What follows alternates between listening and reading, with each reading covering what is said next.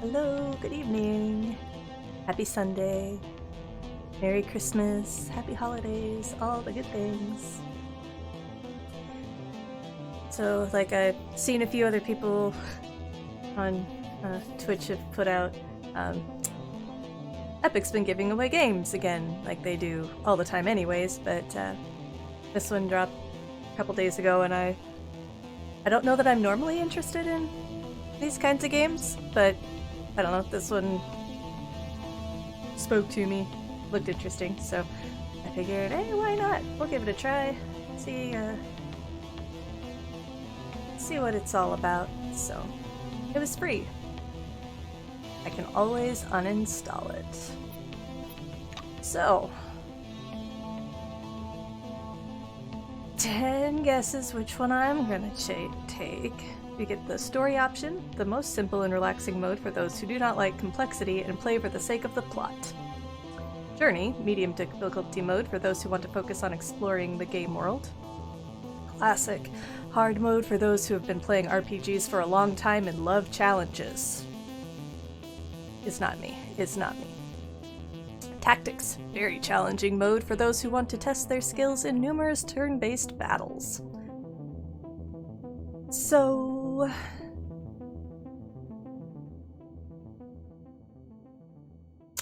I mean, I really kind of just want to take the story mode, because that's how I roll. More details? Most simple. Oh, yeah, I already read that part. Damage dealt by enemies, half the base value. Hit points of your character's group, 150% of the base value. Your character's hit points, 150% of the base value. Your character's attacks always apply combo effects to the target, even if the chance is not 100%. Your character always successfully resists negative statuses if there is a chance. Enemies never dodge attacks. After the battle, hit points of your character's group are restored. Your character can carry 100 kilograms more weight. Rate of hunger, thirst, and fatigue progression are 50% of the base value. Your character always gets its first turn in battle. Your character and party members always get first turn in battle. Each miss of your character implicitly increases accuracy of your next attack by 50%. Accuracy of enemy attacks, negative 20% of the base value. A companion who is on the verge of death will be resuscitated after the battle ends. Drugs do not cause addiction. Okay, so having gone through all of that, what does Journey look like? Damage dealt by the enemies is also 50% of the base value. Hit points of your character's group is 150% of the base value. Your character's hit points 150% base value. Enemies never dodge attacks. Your character can carry 50 kilograms more weight. Rate of hunger, thirst, and fatigue progression 50% of the base value. Your character always gets first turn in battle. Each miss of your character's implicitly increases accuracy of your next attack by 30%. Accuracy of enemy attacks, negative 20% of the base value.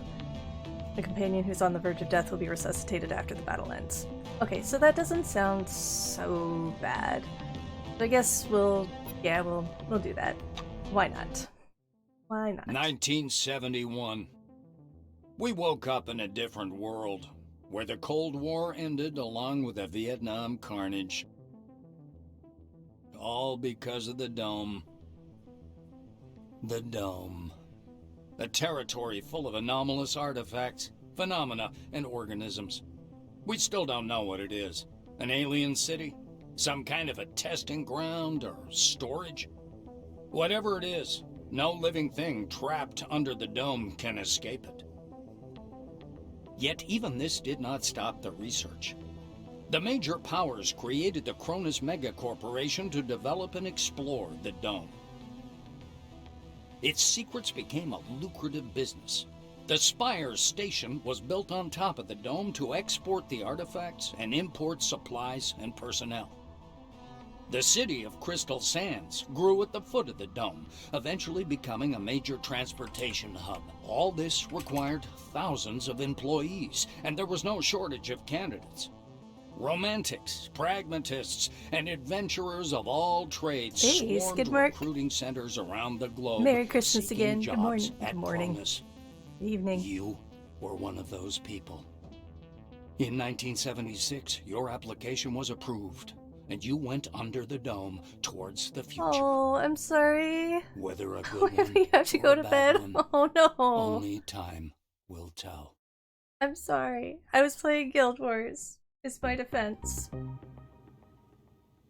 And then we're playing against Maguma, so I stopped playing Guild Wars, because... And I don't have to go to bed because I don't have to go to work tomorrow. Hey. Oh, hey Chelsar. Stopping by to say hi. The game looks so cool. Hanging out with family, but excited to see another stream. Mary. Thank you so much, Chelsar. Thank you. Have a great day. Enjoy your time with your family. Okay, I'll look forward to watching this tomorrow after work. Hope it's a good game. Me too. It was a whole free game, so, like, I'll be out so much if it isn't. But, you know, give it a good go. It looked interesting, so... I don't know why it looked interesting. This isn't usually my wheelhouse, but hey, you know. Alright, character selection. My favorite. Or character creation. Character story. Does the character story change depending on who I select? Yes, alright. So, Sigrun Ida. Ida? I'm going with Ida. Born on a military base, fought as a mercenary in Central Africa, an unpleasant, pathologically unlucky woman, accustomed to charging forward in any situation, an avid fan of machine guns and knives. Age 34, gender female, wing blackwing, trait gun fanatic.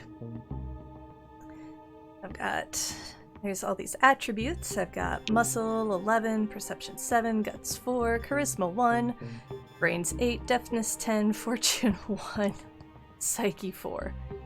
Skills, super great with the heavy weapons, pretty okay with light weapons and high-tech weapons, melee weapons, alright with hand-to-hand, piloting, tech, alright with medicine, not so much with science, criminal, influence, and contraptions. I can edit character, so I guess if I wanted to, I could change out stats. Martin Smith. Martin changed many professions. He was a bouncer, a loader, a stripper, an underground pugilist, until he finally found his place under the dome. He knows how to fight and how to hurt people, but for some reason, others find him very likable. Muscle 11, perception 1, gut 6, charisma 9, brain 6, deafness 8, fortune 1, also unlucky. Psyche 4, it's 36, male, blackwing, trait Salieri.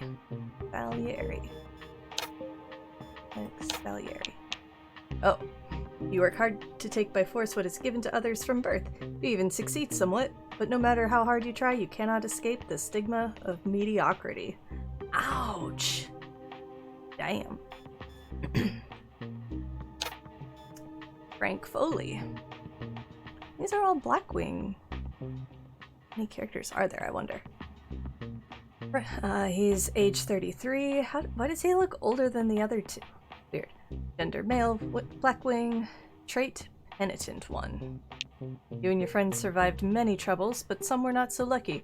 Now you are torn apart by a colossal feeling of guilt over the death of your comrades, and it seems to you that the dome itself has been saturated with it. Wait, with guilt? That's a strange sentence. Don't quite get it. That's alright. You're 9 muscle, 7 perception, 6 guts, 1 charisma, 4 brains, 8 deafness, 10 fortune, so he's actually lucky. Psyche, what's psyche? Oh, psi abilities and resistance towards psionic attacks. Affects initiative, resilience, learnability, psi damage, psionics, and science skills. Oh, there's like so much more, I didn't even scroll down. He's kind of good at everything, sort of. I feel like there's all this stuff. Abilities. Leg shot. Is there? Oh my goodness. Wow, this... Ooh, there's so much! So we all know that I'm just gonna like pick something because it looks cool, and then I'm gonna suck at it and be like, this game's weird and dumb and I don't get it. No, we're adding to the scroll down memes. I know. I even saw the scroll bar. I'm like, at first I thought might be part of the character story. Nope, nope. All right, what else does everybody else have down here? Fiction, ignite, cryostasis, castling, electrokinetic side glove ability. That's exciting. Spot places with a target within a radius of 15 meters does not affect on large objects that occupy more than 1 square meter. Yeah. Phase shift. Kick. Headbutt. Karate chop. Low kick. Honest, I may only get through like character creation at this point. And I could actually start playing it tomorrow. Do you have to work tomorrow, Mark? I know you were talking about maybe doing some Boxing Day stuff.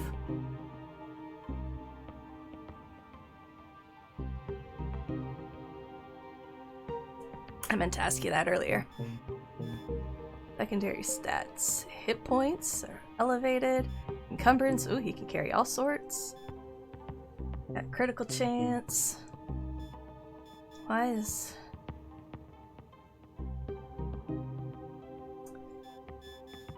So the green must be what's affected by his muscle stats? Maybe? No? Ace is fortune and perception.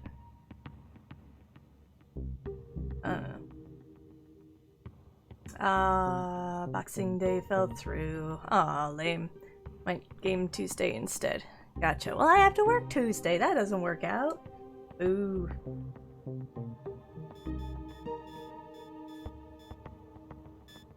Okay, and what did Miss Lady think? You start with that all-rounder, play a bit of the game, and see if you can get a feel for what aspects you like the most. Yeah, but I mean, like, how many characters are there?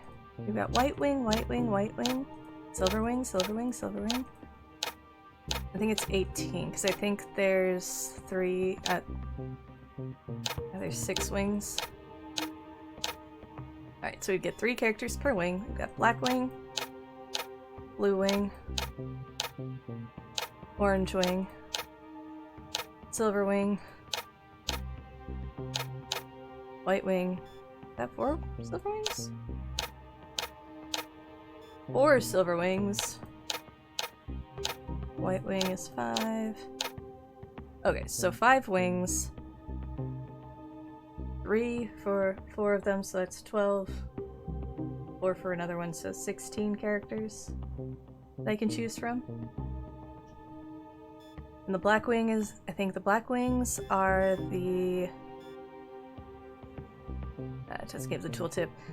Each wing is something different. So what Black Wings seem to be like your main fighting group. Blue Wing is sciencey thing, I think. Harsh trials of life, a couple of clinical deaths, and a painful divorce. All of this did not break Abel, but made him a deeply religious person who sees the providence of God in every trial. His trait is spirituality. Faith leads you through life in the smallest coincidences. You see signs from above, following which you more than once avoided trouble, but thinking about the unearthly makes you feel aversion to violence. He's kind of a pacifist. Isaac Crowley. Surviving a plane crash brought Isaac a fame he never asked for. Fleeing the attention of various reporters, he applied to Cronus, and as soon as his plea was approved, he immediately moved under the dome. Survivor. You were the only survivor of a terrible disaster, which made you an object of interest for journalists. Though it brought you fame and self-confidence, old injuries constantly remind you of that day. I recommend not the slowpoke, but watch him be the OP badass. You can create your own character if you want. Bottom left. Oh, I do see that. Yeah. And again, I can see we must be able to come to the character creation screen where you will create a protagonist, plunge into adventure under the dome. Their grammar is not the greatest. You'll create a protagonist to plunge into adventures under the dome. To begin, choose the name for your character, select the wing in which they work, their portrait, and then adjust their physical appearance. Then click the next button to continue. No, but I just chose... Read. Oh, okay. So I gotcha. So if I like the majority of what he has...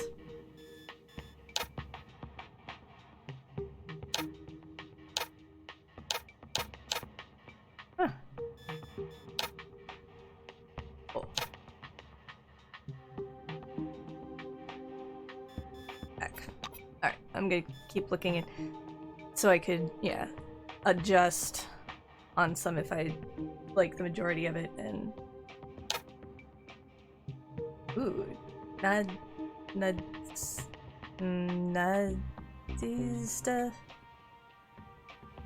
Kulagina. I feel like she's Russian. And I'm gonna butcher that name. Faking fight after fight, going through a mental hospital, and having no empathy whatsoever, Nadizhda has always been a problem. Her parents, descendants of Russian migrants, persuaded her to go under the dome in order to somehow rid themselves of their unruly daughter. Goodness. So she has no perception, and no charisma, and no deftness. I assume that's like dexterity. Yeah. Muscle, she's got guts, constitution, stamina, and overall health. Fortune is on her side. Psyche, pretty good. And she's all about melee weapons, contraptions, tech, and survival. Margaret Fontaine. 7th daughter in a large family of farmers, Margaret always felt a little out of place in the outside world, and as soon as the dome was found, she immediately felt an inexplicable attraction to it. The candidate test revealed her enormous psychic potential, and Margaret was accepted into Cronus. And she's got guts for days. Not much deftness, not much luck, and not much charisma. Tech, melee weapons, contraptions, and survival.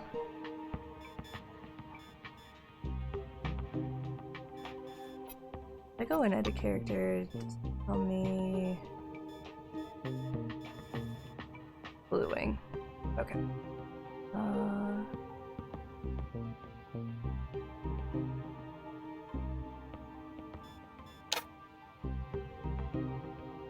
There we go. Cronus is divided into wings. These 5 departments are engaged in different activities. Choosing a wing affects the background of your character, starting attribute values, initial equipment, and answer options and dialogues. This is very similar to D&D. I like it. Silver Wing, determine the first priority of 1,000. Find experts who can suss out the best solutions to every problem. Equip workers with the right tools and ship the necessary materials where they need to go. Every base built and every successful expedition is a testament to the hard work and deep wisdom of Silver Wing managers. The Blue Wing, the dome lay dormant for centuries and came to life only with the arrival of people.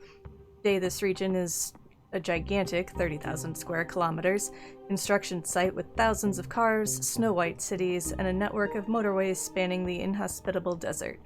Cronus is rightfully proud of its world-class infrastructure built from the ground up thanks to the hard work and knowledge of the employees of Blue Wing.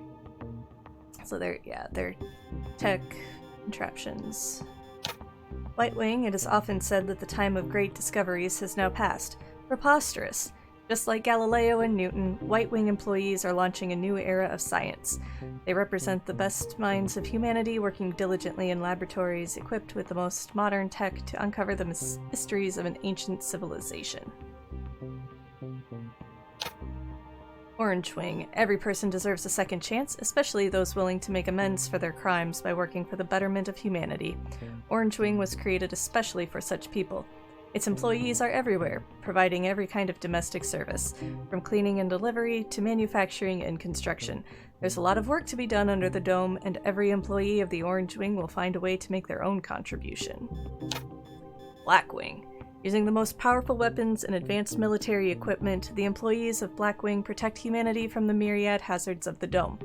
Black Wing's command is made up of the best officers from the most highly trained armies in the world, who coordinate their subordinates to provide maximum security for everyone from every wing under the dome. Alright, so let's go back. Keep going through these characters. She's the farmer. And what else we got? Oh my god, that smile is creepy. Boris Britvin. Stronger men were broken in prisons, but Boris turned out to be too uncontrollable and ferocious even for the Soviet correctional system. A violent prisoner who had repeatedly raised camp riots, he barely made it into the clean slate program and was sent under the dome out of harm's way. Yeah, no. His trait is Neanderthal. Close quarters damage plus 13. You cannot wear pants and jackets. He's wearing pants and a jacket. You are a true Neanderthal descendant with a certificate from an anthropologist. There are more Neanderthal genes in you than in any other living person, and everyone will attest to that should they ever pick a fight with you. Being so proud of your ancestors, you gave up wearing jackets and pants to honor their memory. Oh my god.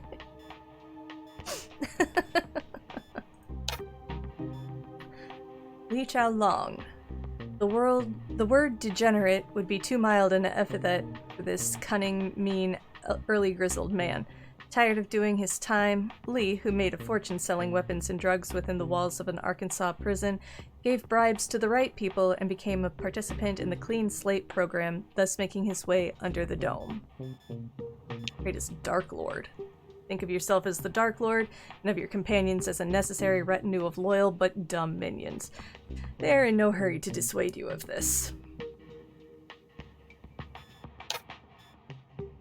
Bonnie Harker. Bonnie grew up to be a good girl. Like many good girls, she fell in love with a bad guy and roamed all over the West Coast with him for 3 years, robbing gas stations, motels, and small shops. In prison, she quickly changed her ways, or pretended to do so, and the administration included her in the Clean Slate. Thus, Bonnie ended up under the dome. She's 23, huh? She looks like she's had a hard time in those 23 years. I mean, those are technically coveralls, not pants or jackets, but it's not a loincloth made from woolly mammoths either, right? Like, somebody forced him into it. Might have been kicking and screaming. Olivia Diaz. Wait, she's a Neanderthal too? But she's in the Silver Wing? Olivia has a pleasant voice, speaks competently, possesses a charming smile, and the ability to be pretty damn convincing. All of this is so much in demand in the Silver Wing that the Cronus HR department turned a blind eye to both her violent nature and dubious past. Alright, fair enough. It's the Neanderthal. She looks 100 in that picture, but she looks 16 in game. Yeah, these pictures are not really matching the avatar or the characters real close. Because, yeah, those are sunken hollow cheekbones, and that's just chiseled. Cedric Maxwell. Oh my god, this guy looks like a prick. Maxwell sold insurance, vacuum cleaners, worked in radio, and actively tried to get into politics. When he somehow succeeded, Cedric realized that his native Belfast was too small for him, and thus he went under the dome to conquer the heights of power in Cronus. I'm gonna say Cronus the whole time. His trait is bossy. Since childhood, you have changed one leadership position for another, having learned well to seek sympathy, respect, most importantly, obedience from people. However, you are used to the fact that others do all the work for you, and thus you got a bit lazy. That's funny.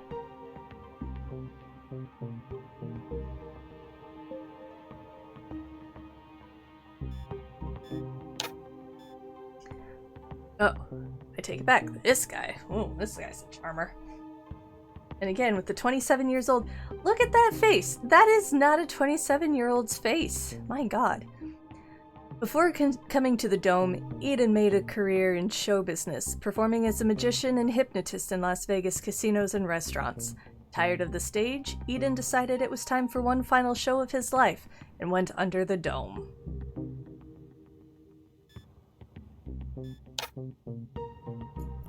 Rufus Cooper. Rufus's parents weren't involved much in his upbringing, and he grew up to be obsessive, hyperactive, and incredibly dumb, albeit a handsome young man. He did not make He did not make a movie star, but he was perfect for the position of a presenter at a shopping channel. So perfect that the Magic Monsieur Company hired him. No. Wow. So perfect that the Magic Monsieur Company made him their official person and sent him under the dome. I don't think I want somebody super dumb. Alright, into the White Wing. Herman Stoltz. As the son of a military surgeon, Herman always had love for science. From his father, he inherited a fragile physique and somewhat peculiar ways on experimental medicine, so he wasn't welcomed under the dome right away. Though he got there eventually due to his outstanding intelligence, talent, and inhuman perseverance. His trait is prodigy. You graduated from university at the age of 11, and you can describe your genius in 20 languages. There are a few things you do not understand on Earth, and as soon as you learned about the dome, you happily decided to go there. You are exceptionally smart, but you know so much that when interacting with the world, you only get half the experience. Amelie Polnareff. Amelie has always been quite average in her profession, but she knew how to make friends, including very influential ones. The ability to evoke sympathy in people often helped her in life and work. It helped this time too. Amelie was accepted into Cronus and went right under the dome. Oh my god, this might be me. Trait, Slacker. Perk points +2 at the start of the game, skill points -3 when leveling up. Aww. You could lecture on the art of avoiding work if you weren't too lazy even for that. Loads of free time allowed you to develop exciting new perks and habits, but you are terribly reluctant to learn something new. That's hilarious. I love it.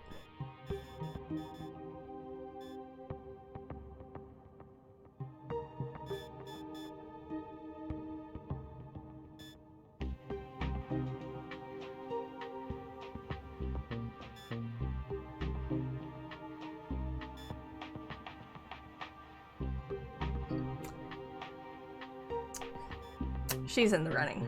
I might play her. That's funny. Alan Woodpecker. From his childhood, the thieving and dim-witted Alan was attracted to 3 things: tits, cars, and monkeys. He liked primates so much that Mr. Woodpecker even got a job as security guard at the zoo, and then became a volunteer member of a research group that studied the behavior of monkeys. He got under the dome after he accidentally fell asleep in a cage with them. Don Quixote. You've always felt like a descendant of a glorious knightly family because your body seems to be made for heavy armor, though without it, you feel like a fish out of water. And we're back to Shigren Ide.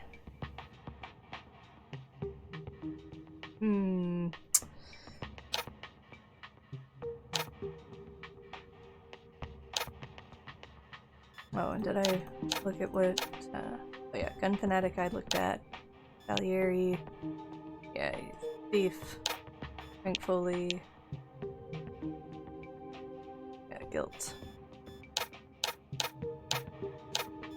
I think we're gonna go with Amelie, the White Wing. And we're just gonna go with how it's already rolled. Yeah, we'll start with how it's rolled. I mean, if one character spoke to you, might as well give it a try. Yep, might as well. Oh, I can turn her around. I wonder what happened to her eye.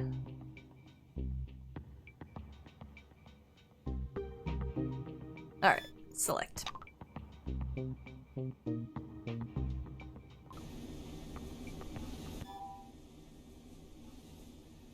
Oh, I do have time to read this. The Dome is an international project of unprecedented scale. I will go so far as to say that humanity has come all this way to get exactly where we are now. Wars, slavery, genocide, all those efforts will pay off handsomely. Wait a moment, bad phrasing. Cut that a bit, will you? That's from an interview with Cronus Foundation's Deputy Head of Public Relations. Cool. Their PR person is on point. Conversations. Interacting with different characters is an important part of the game. To start a dialogue, click on the character, and if they are set to talk to you, a dialogue interface will show up. From conversations, you can find out valuable plot information, clues, and even receive tasks. Choose your lines carefully. Careless words can cause resentment or provoke a fight. Cool. Let's see, right now I have 10 new events. I have my picture with... Oh, because I think I get, like, multiple people, so probably who I'm controlling?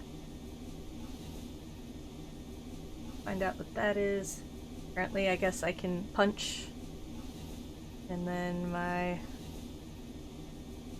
other abilities.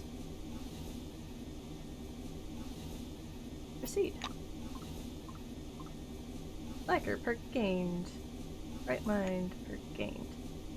Whoa. Okay. Alright, I have 57 hit points. This is me? Okay. Monty James. A guy wearing thick spectacles thrusts out a sweaty hand. Monty James, Silverwing. He glances down at your badge. Ah, it's you. I found your file extremely interesting, and your CV wonderful. Inspiring, really. When I had the opportunity to look over the files of my future colleagues, I couldn't resist. I don't want to sound boastful, but silver level clearance has its advantages. Monty winks. Monty makes a ring with his thumb and forefinger. You were number 63,784 on the waiting list, but you were lucky enough to get into the Dome after only 16 months. Besides that, zero, nada, absolutely nothing. You're a dark horse for both the Foundation and myself. How exactly did you end up in this wing? What an intro, right? Holy shit, voice acting. Yeah, and not shitty voice acting. Like, that's pretty alright. Alright, I could answer that you're interested in Forefathers technology. Say you're a doctor and caring for the prisoners of the Dome is your noble mission. Admit that you see this as an opportunity to participate in mankind's greatest experiment, or say nothing. I can't not see Dwight Schrute in the sky, though, right? Very much.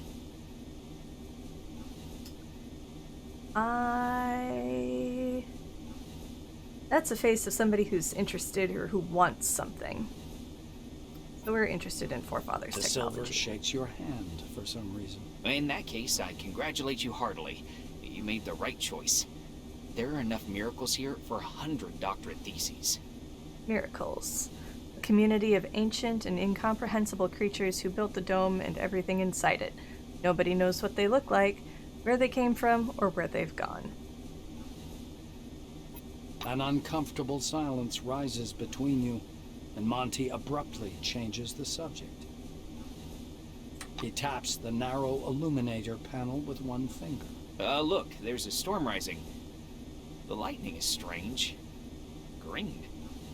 Should lightning be green? This is my first sandstorm. I can't choose number one because I'm not Silverwing, so I leave.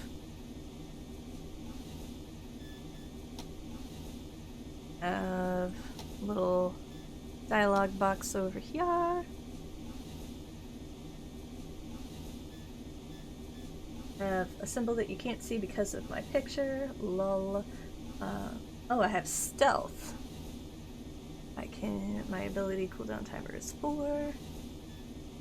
Unarmed, hand-to-hand damage, mechanical damage 1 to 3. Indicators crit mod 350%. Loudness is quiet. Your own knees and knuckles. Cool. What's this? Scan requires scanner. Properties. Affected radius 1. Examine in detail using a scientific scanner. Bolt throwing. Throw a bolt to see if there's a hidden trap or anomaly. Discharges hazardous object on impact. Requires bolts and inventory. Do I have an inventory? I have an inventory! And it's letter I. That's fancy. I don't have a helmet or jacket, pants or boots, gloves, all sorts of stuff to add in there. I have a scanner, a portable device for scanning relics, dead bodies, mechanisms, and more. Favorite toy of the White Wing and the main means of obtaining valuable scientific data in the world under the dome. Connects to your Keris and syncs with its database. What's the Keris? Do I get a Keris? Anyways. Combonds. Official Cronus currency, used everywhere under the dome. I have 40 of them. And they don't weigh anything. Inactive Selectrone. An electronic key for doors within Cronus facilities. Insert the receiver mounted on the door frame and the system... insert in the receiver mounted on the door frame and the system will verify your access. Not activated. Third letter from Cronus. A yellow envelope, thick and crisp. Inside is a solemn letter printed in a font that mimics real handwriting. There's also a foil postcard and a ticket stub to Crystal Sands, a city near the dome. Can I read it? I can! Dear candidate, please accept our sincerest congratulations. From this day forward, you are officially part of the Cronus ranks. Our foundation is not merely the wealthiest and fastest growing company in the world. Above all, it is an organization of people. Brave soldiers, astute scientists, talented engineers, brilliant managers, and other employees. And other employees.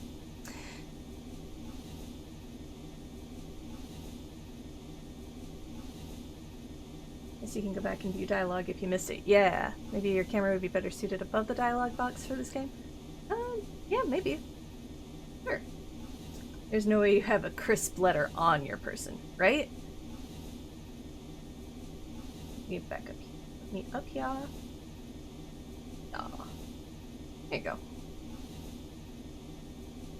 Or maybe it's I don't know. Maybe some point I'll make my picture go away. These people form a huge but cohesive team, and we hope you will soon find your own place in it and make some new friends along the way. We are all united by a common goal. We believe in a bright future for every human being on Earth, and we're prepared to work hard to achieve it. Thank you for joining us. Yay. Very exciting.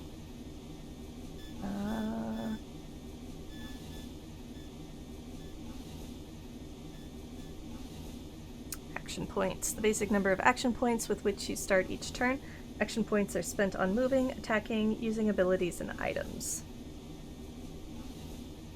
Oh, I just mean the right side center. I don't know if the block borders will go away, but I haven't seen anything pop up over there that you'd block. Oh.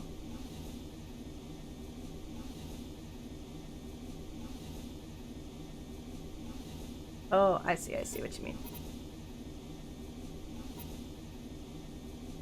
We'll see. I can keep moving it. Who knows?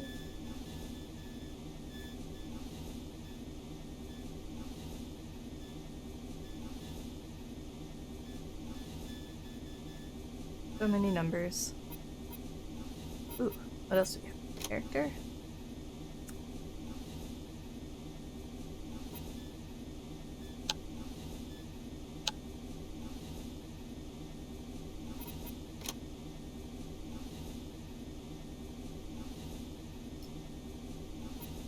Okay. So here are all of my quests. The main quest, Newcomer to Concord. You left Spire Station on a transport pod. And then my story. In the years 1971, a stretch of an uncharted desert at the edge of the world, the Dome, a structure of unknown origin covering a significant part of the wasteland, was found. Cronus Foundation was created to study the find and built a developed infrastructure to extract and research samples of technologies unknown to mankind. Scientists, mercenaries, romantics, and adventurers from all over the world enlisted under the Dome to take part in the greatest discovery in human history. You are one of them. Who knows, perhaps you will discover something that will change the destiny of all mankind. You've been admitted to the White Wing. Your peer-reviewed academic papers and authority among scientists clearly played a role. A lot of work lies ahead, discoveries to excite the imagination and change the face of the world. Right now, the future seems brighter than ever. Oh man, and there's stuff across the bottom too. Holy shit. Codex. No, nothing there. Messages, no messages. Ooh, miscellaneous. Introduction. Welcome to the character creation screen. Wait, no, but I already did that. Okay.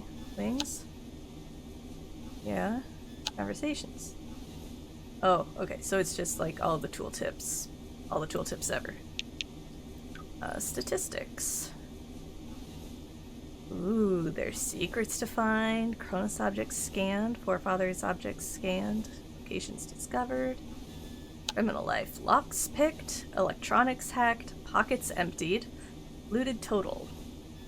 Battle triumphs. Humans killed, animals killed, robots destroyed, Forefathers text destroyed, total damage inflicted, max damage. Miscellaneous.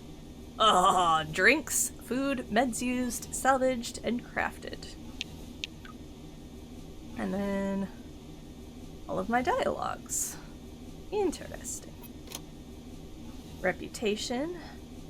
Here's the degree of your dedication to science from the point of view of scientists and medics.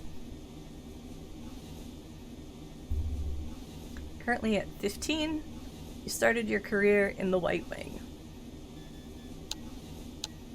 No factions, no companions. Map. I'm in an elevator. Or transportation pod. And the dome. Oh, there's that lightning storm.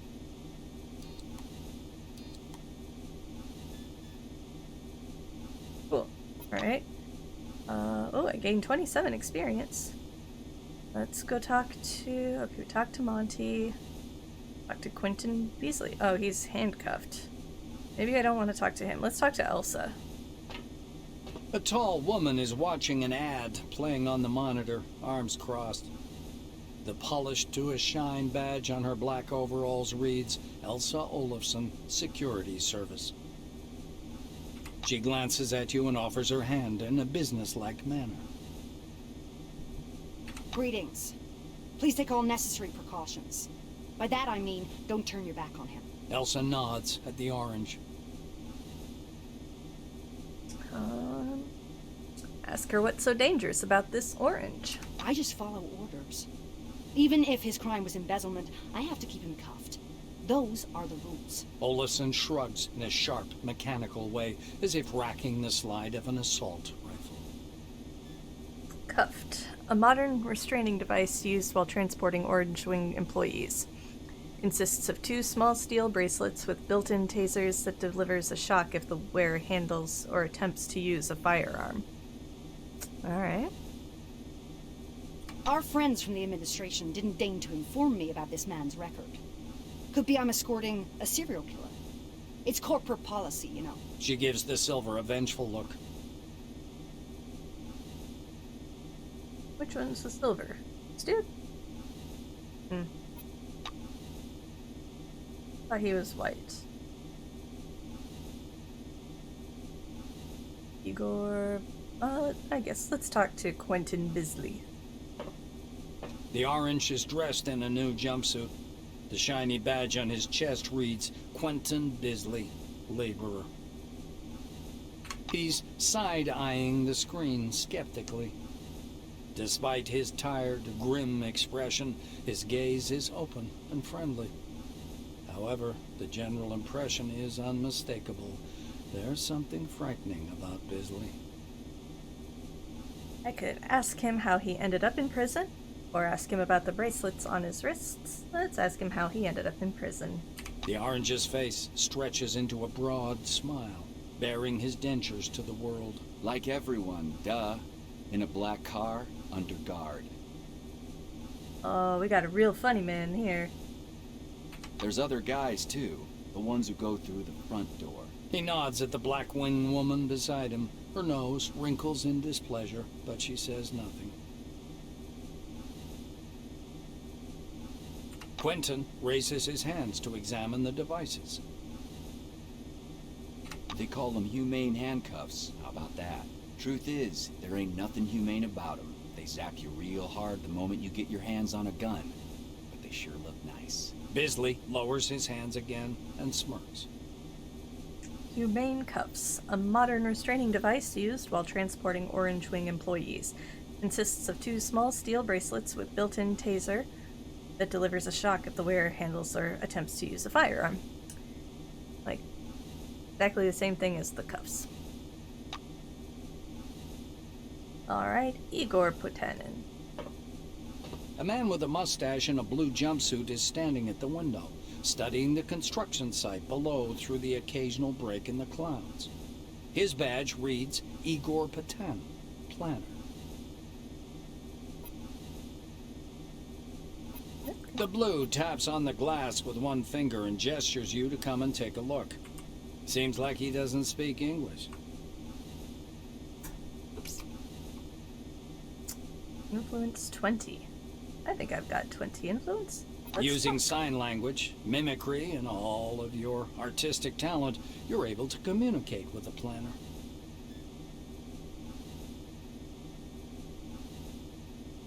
Sign language, mimicry, and all of your artistic talent is an influence skill.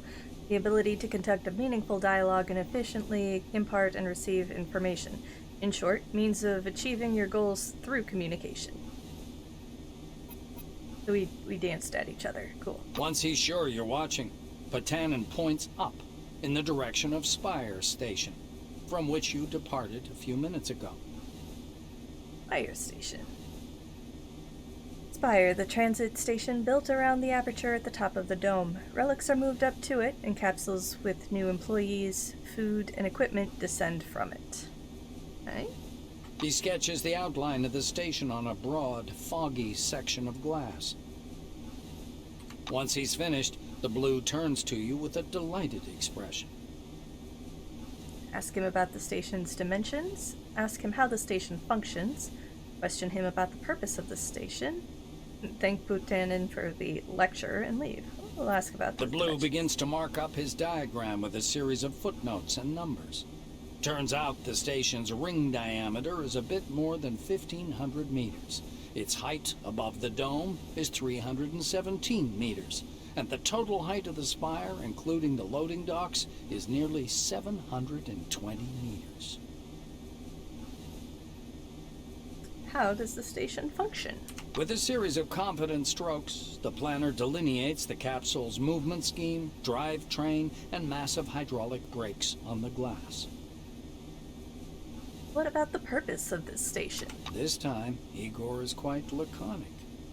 He pauses, then confidently writes cargo and personnel in block letters, and draws an arrow pointing downward. Beside it, he writes relics, and draws an arrow pointing up. His R is turned back to front. Thank you, sir, for the lecture. The engineer stops you with a gesture, and after rummaging through his pockets, offers you a small candy. There is a picture of a crayfish on the white wrapper. Is this candy crayfish flavored? I'll be polite. I can either thank him and put the candy in my mouth, or politely refuse and leave. I'm gonna live a little. We'll put the candy in the mouth. It's surprisingly spongy and tooth-achingly sweet. You can only wonder what it has to do with crayfish. Hey, for all I know, crayfish are spongy and super sweet.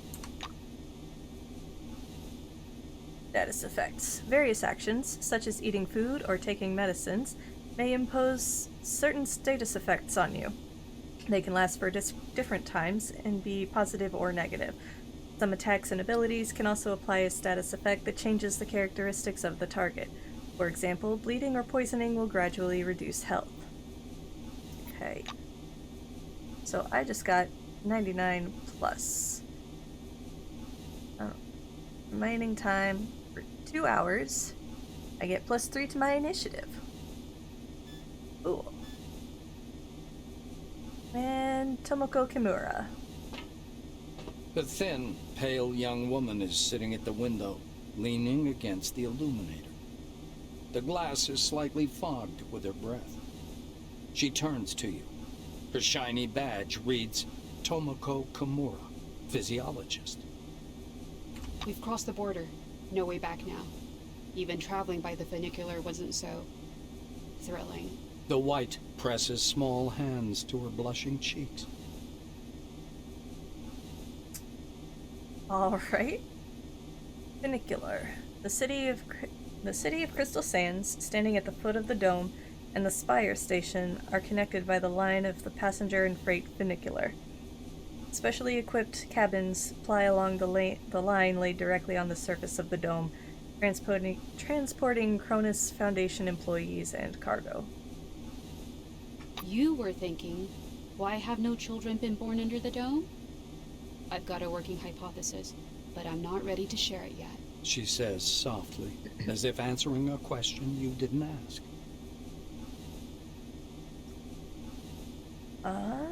Shall I ask Kamara if she's seen the dark stain on the outer surface of the dome?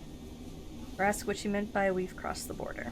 Let's start with, Kimura peers through the glass in the direction you indicate. Oh, that's the aircraft that crashed into the dome during the first expedition. I believe that's a wing fragment, and there's some white canvas. What do you think that is? Maybe a parachute? wow. The White shakes her head, bewildered. I just can't believe it. It's all true. We're on our way to meet the future. Ask what she meant by we've crossed the border. Kimura shoots you a surprised look. You're familiar with the details of the briefing, right?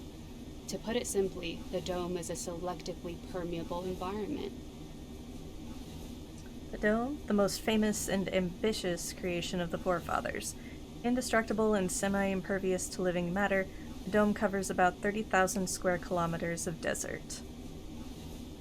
The White draws an invisible hemisphere in the air. Inorganic objects may exit the dome without difficulty, but any living creature dies if transported back to the outside world. That's why we're all stuck here for an indefinite period of time. I don't get to ask the Science 30 question. Why don't I have 30 science? I am the science person. Oh well, wonder aloud why things happen that way. Kimura is eyeing the dome's mesh, glittering in the sunlight. Supposedly, it's something to do with the atmospheric composition, but it's a weak theory. The difference of the air within the dome is so insignificant as to fall within the margin of error. Or to put it more simply, there is no difference. Okay. She shoots a quick glance at the silver and lowers her voice. I heard a rumor, or a conspiracy theory, that we can leave the dome at any time. We've simply been told we can't. If you ever decide to test this hypothesis, don't forget to leave me something in your will.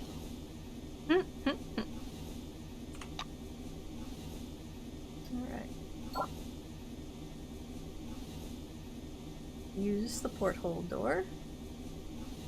Ooh, built-in monitor. Cronus Foundation presents gleaming, futuristic, state-of-the-art cities straight from the pages of science fiction. Well-paid, safe employment, career advancement opportunities, and a world-class social safety net. Noble and intellectually stimulating work in state-of-the-art laboratories. We're thrilled to welcome you to the Dome. Please hold on to the handrail and prepare for landing.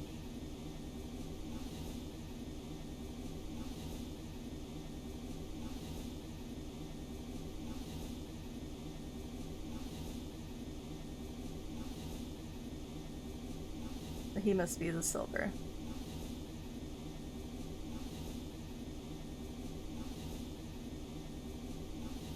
Right, I guess the door is the only other thing to do in here? Stopping by the door's porthole, you watch as the ground slowly approaches. Okay, so we're going down this elevator thing. Got it. It looks brown-black through the tinted glass and smoky blue at the horizon. It almost seems like the clouds are pulling apart there.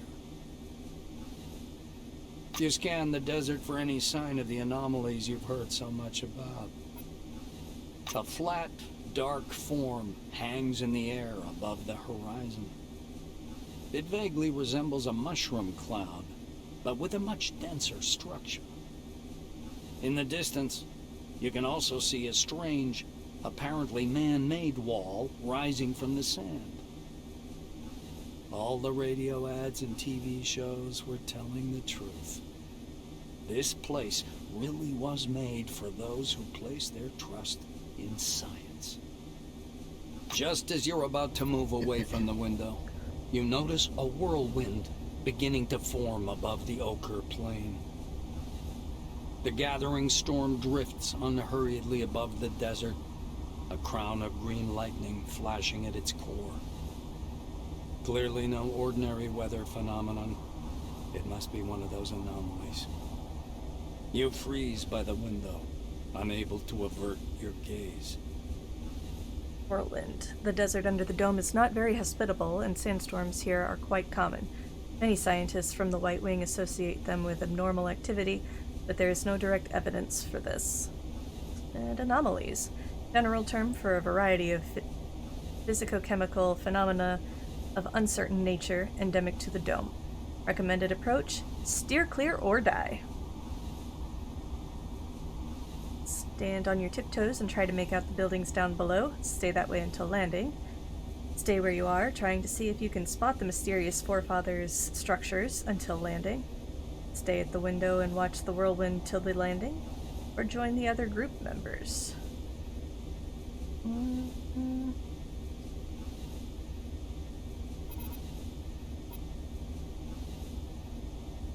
Join the other group members.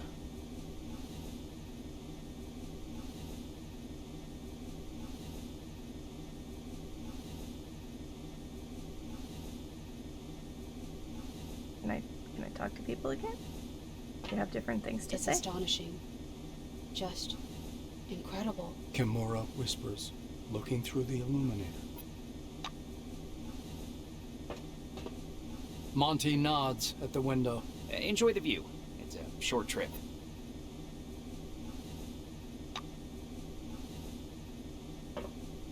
Olafson watches you steadily, her expression calm but also slightly annoyed. Can I have another candy? Patanin smiles as if the two of you were old friends, and his mustache bristles comically. Cool.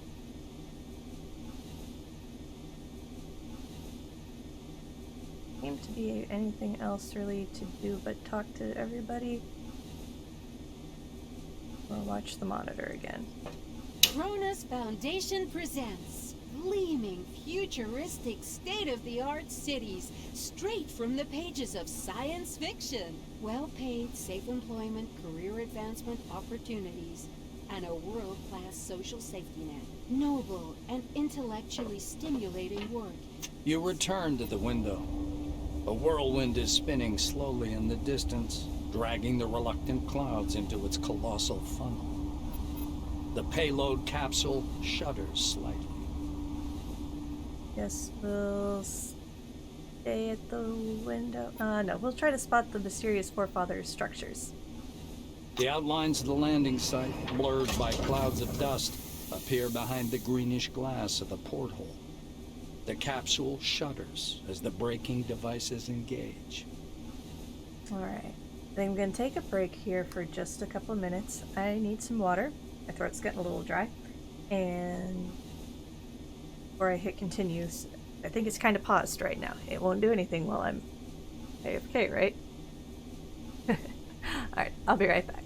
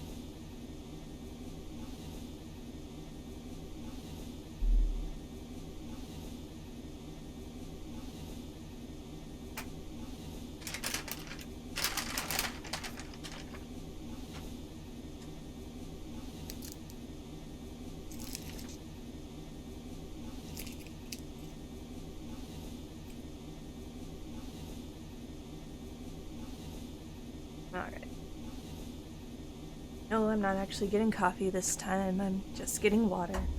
But that's all I have to call the thing. So, coffee break it is.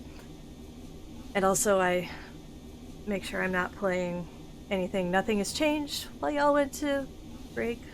I'm not putting anybody on ad breaks and then still playing. I don't like that, so.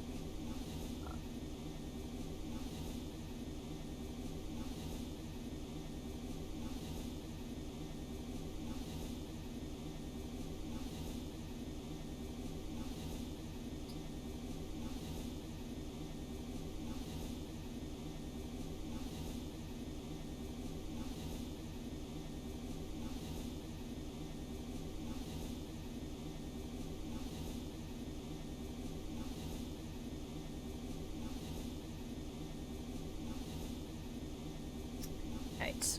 Continue. Maybe we get to land now. Maybe. This is the end of the Cold War. The world economy now revolves around the Dome and the study of its technologies, an effort shared among many nations, both capitalist and socialist. The world can rest easy. There will be no nuclear apocalypse, only collaboration in the interest of all mankind. Pravda newspaper article.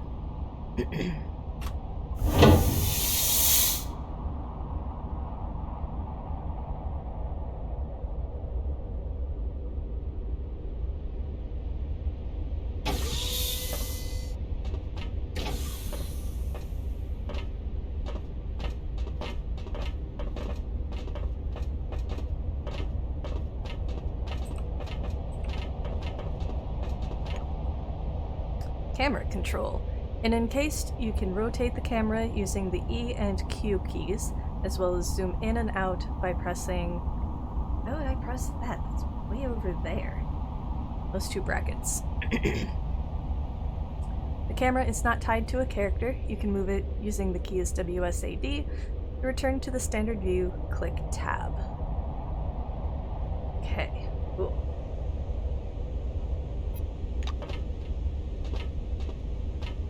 So, let's practice, shall we? And look, I haven't, like, rebound everything. Ooh! And then... let's zoom. This is my... okay. So my scrolly mouse button does that just fine. Okay, I won't... wow, sorry about that. That was... a little much. And I can rotate... so let's take a look at our surroundings.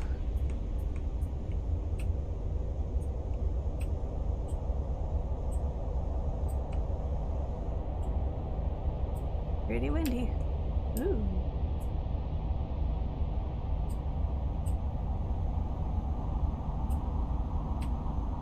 Ew, green cloud can't be good.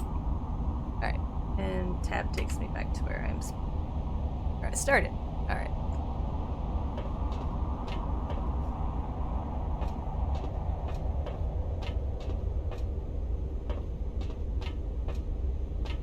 Come here. Come on now, or you'll miss everything. A cheerful man in a white lab coat grabs you by the sleeve. Okay. A badge reading Ludovico Nuzzi, scientific analyst, export department, dangles loosely on his clean uniform, which still smells pungently of washing powder. Look over there. He points upward with a sharp, wide gesture and hands you his field binoculars. Take the binoculars and look where he's pointing. Refuse the binoculars. Ask him what scientific analyst export department means, or tell him you need to go. We'll just start working our way You down. raise the binoculars to your eyes. Under fourfold magnification, the whirling cloud above the rust-colored plains looks even stranger.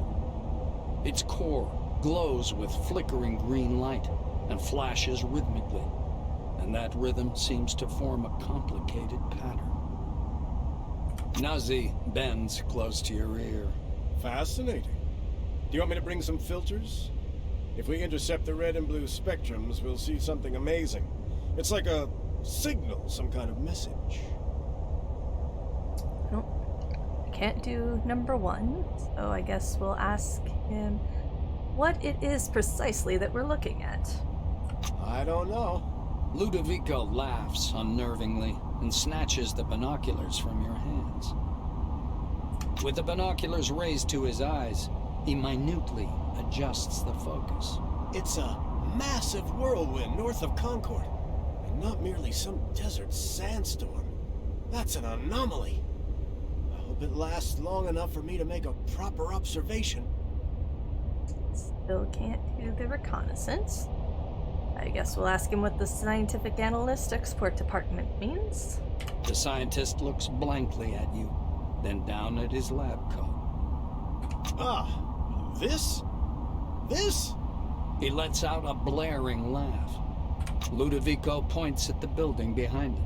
I work in Concord Station, categorizing relics. My job is to classify them by rarity. Then the blues package them, silvers issue the documentation, and oranges move them to the cargo capsule. Just like the one you arrived in. Relics, object of forefathers' material culture, usually comes from a dark and mysterious dungeon. Nazi points upward. Then the capsule takes the relics way up there, all the way to the spire, then to Crystal Sands by the funicular. They get auctioned off and turned into money. It's not like I endorse this, but we all like ourselves a good paycheck, right? Fair, fair. He offers you his binoculars once again. Do you want to have a look at the spire? It's amazing. But then you can look at the spire anytime. Now that sandstorm, that's what's truly amazing. And I need Nazi to go. looks from you to the capsule and to the landing terminal entrance. He flings his arms up. Oh, mi scusi. Excuse me, I'm so sorry. You'd better get going or you'll be late for check-in. Your colleagues are already inside, and the storm is growing stronger. Yeah, the storm is growing stronger. The White mutters in fascination, eyes glued to his binoculars, which is fixed on the spinning whirl of clouds. Clouds. Clouds. I heard clowns. Clouds. Welcome back.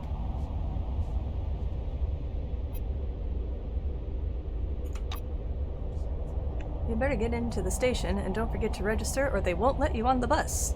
He shouts over the growing howl of the wind. Okay, let me leave. See you again soon.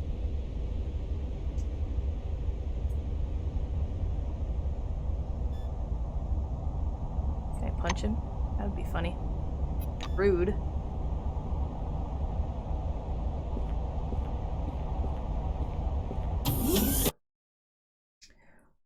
Whatever these fantasists call the dome, an alien wow, words hard. Whatever these fantasists call the dome, an alien colony ship, a gift to humanity from another world, the remnants of Atlantis, a prison for dark forces, a magical laboratory of the ancient Egyptians. Personally, I think the definition doesn't matter. What we are going to do with it, that's what matters. Universe Talks broadcast. Why is it so dark in here? My goodness.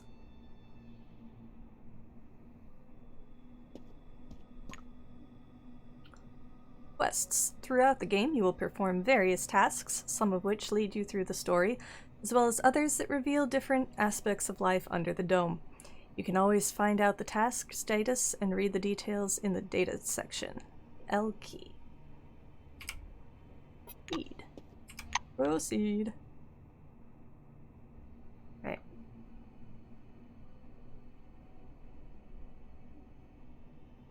Already done all of that.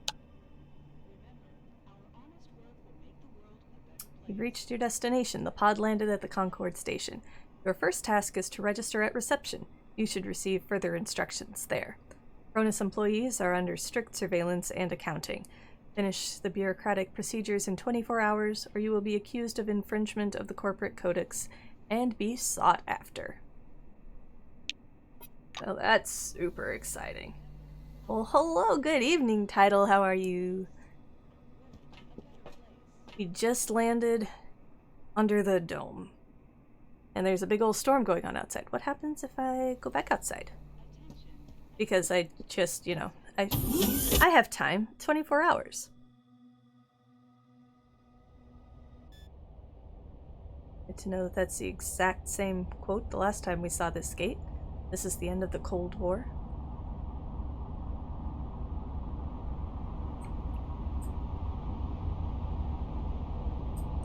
I'll never get to see what's up, do I?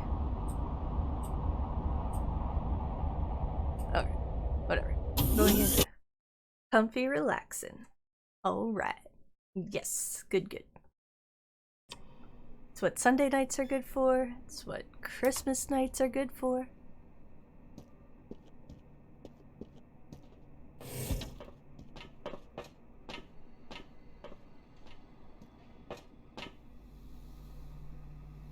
Vega drinks. Vendors. Ooh. Jeez, they're expensive. I thought I had a lot when I had 40 of these things. The semi-transparent light panel of the Vega drinks vending machine is adorned with the silhouette of a dancing go-go girl. There's a list of products for sale inside the illuminated recess in the right part. Cherry-flavored show soda. Beef-flavored noodle. Morning Dunes lager. Dark Secret Stout. And Wayward cigarettes.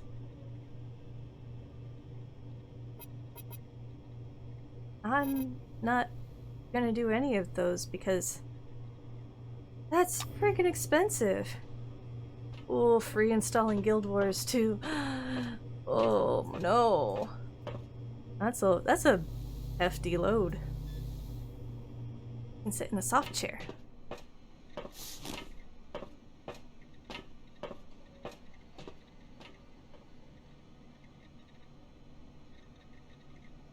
What am I doing? What am I doing with my hand?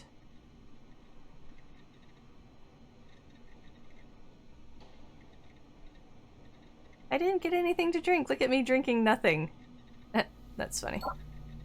And back up. The young blue is closely studying a communication schematic in his Keris. A bundle of wires is hanging from an open fuse box nearby. Oh, 6% and counting. Yeah, you're gonna be there a while. He smells strongly of cheap cigarettes. Where'd he get them? Obviously not out of the thing. His shiny badge says... I'm gonna butcher these names. Tyan Yun, communications engineer. Good day. He looks away from his screen, offering you his hand. Oh, no more voice acting. Hello, can I help you? Ask what he's doing. He taps lightly on the screen. I'm trying to calculate the optimal route for telecommunication cables. These cables connect the entire dome. Here at Concord, they form a hub and run up to the spire. Yun's face turns very serious. This cable is the only thing connecting the dome to civilization. And if it happens to break... Civilization, political situation.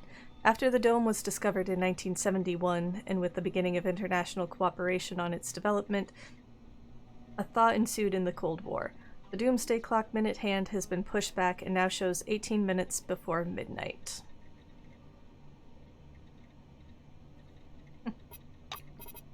The engineer looks at you meaningfully.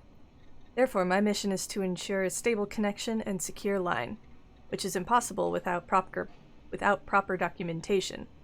The way they're doing it here is a shame. A person could do time for that back where I'm from. Say that you don't see the point of his complaint. Cronus has created an impressive communication system indeed. Ask him what it is a shame. No. Oh my goodness. Ask what about it is a shame, in his opinion. Ask his opinion about Concord. Say you've learned everything you wanted to know and won't be bothering him anymore. Huh? Well, what is it? What about it is a shame, in your opinion? Yun assumes a disapproving expression. The cables are laid improperly, and various factors are negatively affecting the signal strength. Wild animals damage the equipment as well. With a developed professional culture and quality control system, most of these problems could be solved in short order. What animals is he talking about? He looks around and lowers his voice. They don't tell you new ones much. I suppose it's because of some security order, but in my opinion, this whole thing reeks of sabotage. And in theory, some Silvers should be imprisoned for that. Sorry, I got distracted. You were asking about animals. Whelpers. Huge, bald shrews. Very unpleasant creatures. Can I help with anything else? Lou adjusts his collar. We'll ask him about his opinions about Concord. Yun tugs at the blue collar, cutting into his neck. The idea itself is impressive, but the execution suffers some failures. It's obvious the capitalistic system is obsolete and cannot support such grand-scale projects. So you've learned everything you wanted to know and won't be bothering him anymore. Yun bids you farewell with a firm handshake. Thank you for understanding. I'm not used to getting distracted and sloppy, especially on such an important issue. Sorry that I distracted you and you became sloppy? He returns to the calculation on his Keras screen. See ya. Bye! Alright, what do we have over here? Another vending machine. It's probably way overpriced. Oh yeah, look, there's the cords. I wonder if I can scan something.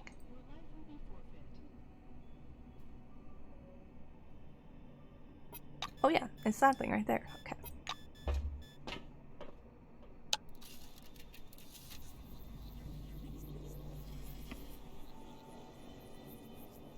Am I learning anything? How do I know if I'm learning anything? Whoops.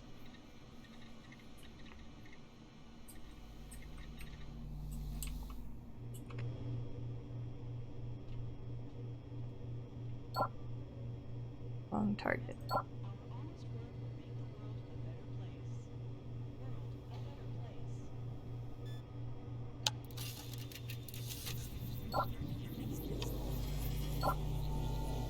Wrong target. Okay, well, how do I make it stop?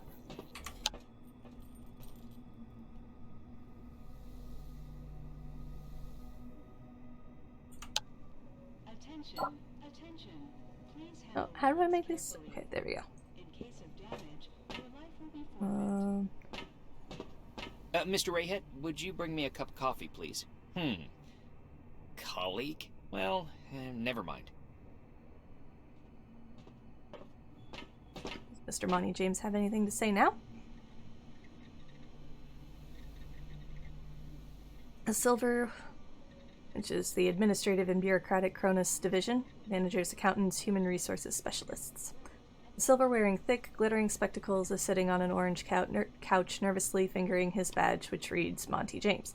Yes, we already met him. A large suitcase rests at his feet with a leaflet about the dome perched on top. Howdy. He looks up and studies your face with a squint. Ah, it's you. How do you like the inside of the dome? Say you're not ready to answer that yet. Not enough time has passed for you to form a clear impression. Say you expected something more. Say you find it fascinating and miraculous in every sense of the word. Not enough time has passed for me to form a clear impression. I've literally walked from the transit to this room. Monty stares moodily down at his suitcase. My first impression is unfortunately not very positive. They forgot to add my name to the new recruit's manifest. Can you imagine? Offer to try and register him in the terminal. Sure. Monty looks up from worrying a hangnail. Are you for real? That would be incredibly kind of you. Maybe my optimism about this place and the people working here were justified after all. You've evidently cheered him up quite a lot. I hope to see you again soon. Alright, so what is it that I need to do about that then? Against all protocols. Monty James, a new Silverwing employee sitting in the corner in the Concord station lobby, told you that due to a clerical error, he lacks the documentation to get registered. You offered to register Monty yourself via computer terminal. Okay, so I need to find a computer terminal.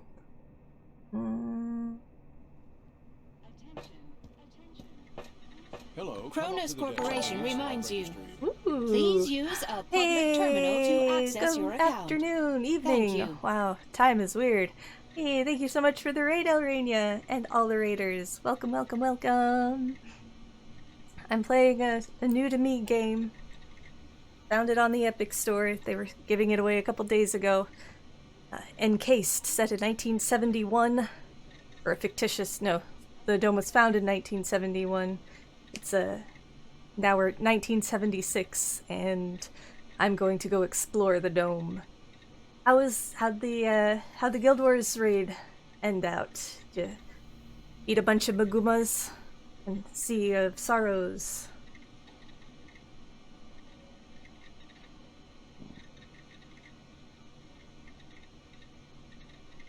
Right now I need to find a user terminal, computer terminal. Heck yes. Your Selectron has not been properly authorized. Please visit the reception desk to register. Oh, thank you for the follow, Momok. Very, very much. Oh, you're helping Moon buy snowballs. No worries, no worries. Get all the snowballs. Alright, so I guess I need to go talk to this person instead. A tall receptionist watches you from behind his desk with a bored, haughty look. He waves impatiently at you to approach. The employee glances at you indifferently. His upper lip is ever so slightly curled in contempt. Oh good, this is a promising start. All new employees must register first thing. Come up to the desk, please. The nameplate on the desk tells you you're talking with Dean Rayhet, administrator. The administrator slaps himself on the forehead. Ah, I almost forgot the regulation pre-registration greeting. Just a second. Rayhet produces a reel-to-reel tape recorder from beneath the desk, rewinds the tape to the beginning, and presses play. The speakers explode with a harsh, crackling sound, over which the tick-tick of a metronome slowly grows louder. Solemn music begins to play, and the administrator's face takes on a serious expression. Dear employee, on behalf of the Cronus Foundation, I, Administrator Dean Rayhet, welcome you to your new life under the dome. The administrator clears his throat and continues. By joining our company, you choose the path of science and progress. You are among mankind's best, and we ask that you live up to this. Dean squints down at the monitor. Deserve this title. Do your job honestly. Obey the law. Respect your colleagues, and... The music fades, and the administrator finishes his speech. And together we will build the best possible future for all mankind. Dean puts the tape recorder away. Now that we're done with the official greeting, I'll register you and upgrade your Selectron. Okay? Alright, Selectron. Electronic key and ID. A computer program embedded in the Selectron grants access to certain areas depending on your wing and rank. I am a white wing, I am science. But I'm also hella lazy. It's gonna be great. Fantastic. Say you're ready and begin the registration, look around, and ask him what you should do. Excuse me, after registration. Well, let's go ahead and begin the Dean's registration. hands hover over the keyboard. He gives you a nod. I will dictate my information to him. You spell out your first and last names and specify your wing, profession, and test results. The administrator's fingers fly across the keyboard as he enters your information into the Cronus database. Rayhet scans the computer screen. So your position in the waiting list was 63,784. You've been assigned to Magellan Station. A special bus will bring you there after a series of briefings. Please pass me your Selectron so I can update the firmware. Dean snaps the docking port of your pass to a recess in the casing of his computer.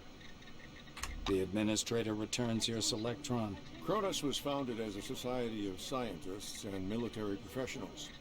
White Wingers have special privileges at most of the original locations built in 71 and 72. And there are still purely white zones in Magellan too. Limited access laboratories, operating rooms, the morgue, warehouses, some parts of the reactor. I think you'll like it. Dean continues. All new employees have a short list of tasks to perform on arrival. Do you want to hear all the details or just the short version? Oh, we want all the details. All of them. Greyhet nods and points at the ceiling. First, you need a set of combat gear. Talk to Sidney Maynard, he'll give you everything. Here, got it. Dean extends his second finger. Second, weapons. Ms. Margarita Takachenko is the clerk at the armory. After she dispenses your firearm, you'll need to head to the training zone for a brief weapons Oh, hey, handling thank you for the exam. follow, mouse. Much appreciate, much appreciate. The administrator straightens his third finger. According to the latest regulations, all employees must attend a briefing on psi abilities. Apply to instructor Andriy Mihai. Dean extends his fourth finger and looks at you meaningfully. Did I tell you about the combat and tactical training? The fourth step is to visit instructor Winston Botherby. And finally, science is the overarching purpose behind everything we do here. Go to Professor Van Ulden to learn how to study relics, avoid anomalies, and catalog scientific knowledge. This training is mandatory for all wings, not just White. Dean finishes. Dean catches himself. Oh, and when you're done with your trainings, proceed to the waiting room. From there, you'll travel to Magellan by bus. Alright, I do not need him to repeat the tasks. We will go ahead and say everything is crystal clear and leave. The administrator looks up at you again. That is all. He reaches for the tape recorder, but thinks better of it. Protocol calls for a little welcoming preamble, but dash it all, that's nonsense. Welcome to Concord Station. As he's about to turn away, Dean suddenly remembers something. Oh yes, I sent your mail to your Kairos. Check your new messages. Well, that's all, I think. I think you probably forgot to tell me something really, really important, and you're not going to remember until, like, you go to bed tonight, and I'll never know it. Messages sent to you by various game characters are stored in the messages section of your Kairos. Messages from some employees' computers also end up there. All new messages are in the Inbox tab, and after reading are moved to the Archive tab. Alright, proceed. So where's my Kairos? That in here? Inventory. Where is my Kairos? No, isn't my Kairos. Dialogue. First aid. Bring to senses. Radionuclides elimination. Horse. Big. Bolt throwing. It's my Kairos. Over here. B for character. That makes sense. Quests. That is L. Inventory, craft window, map. Pause or escape.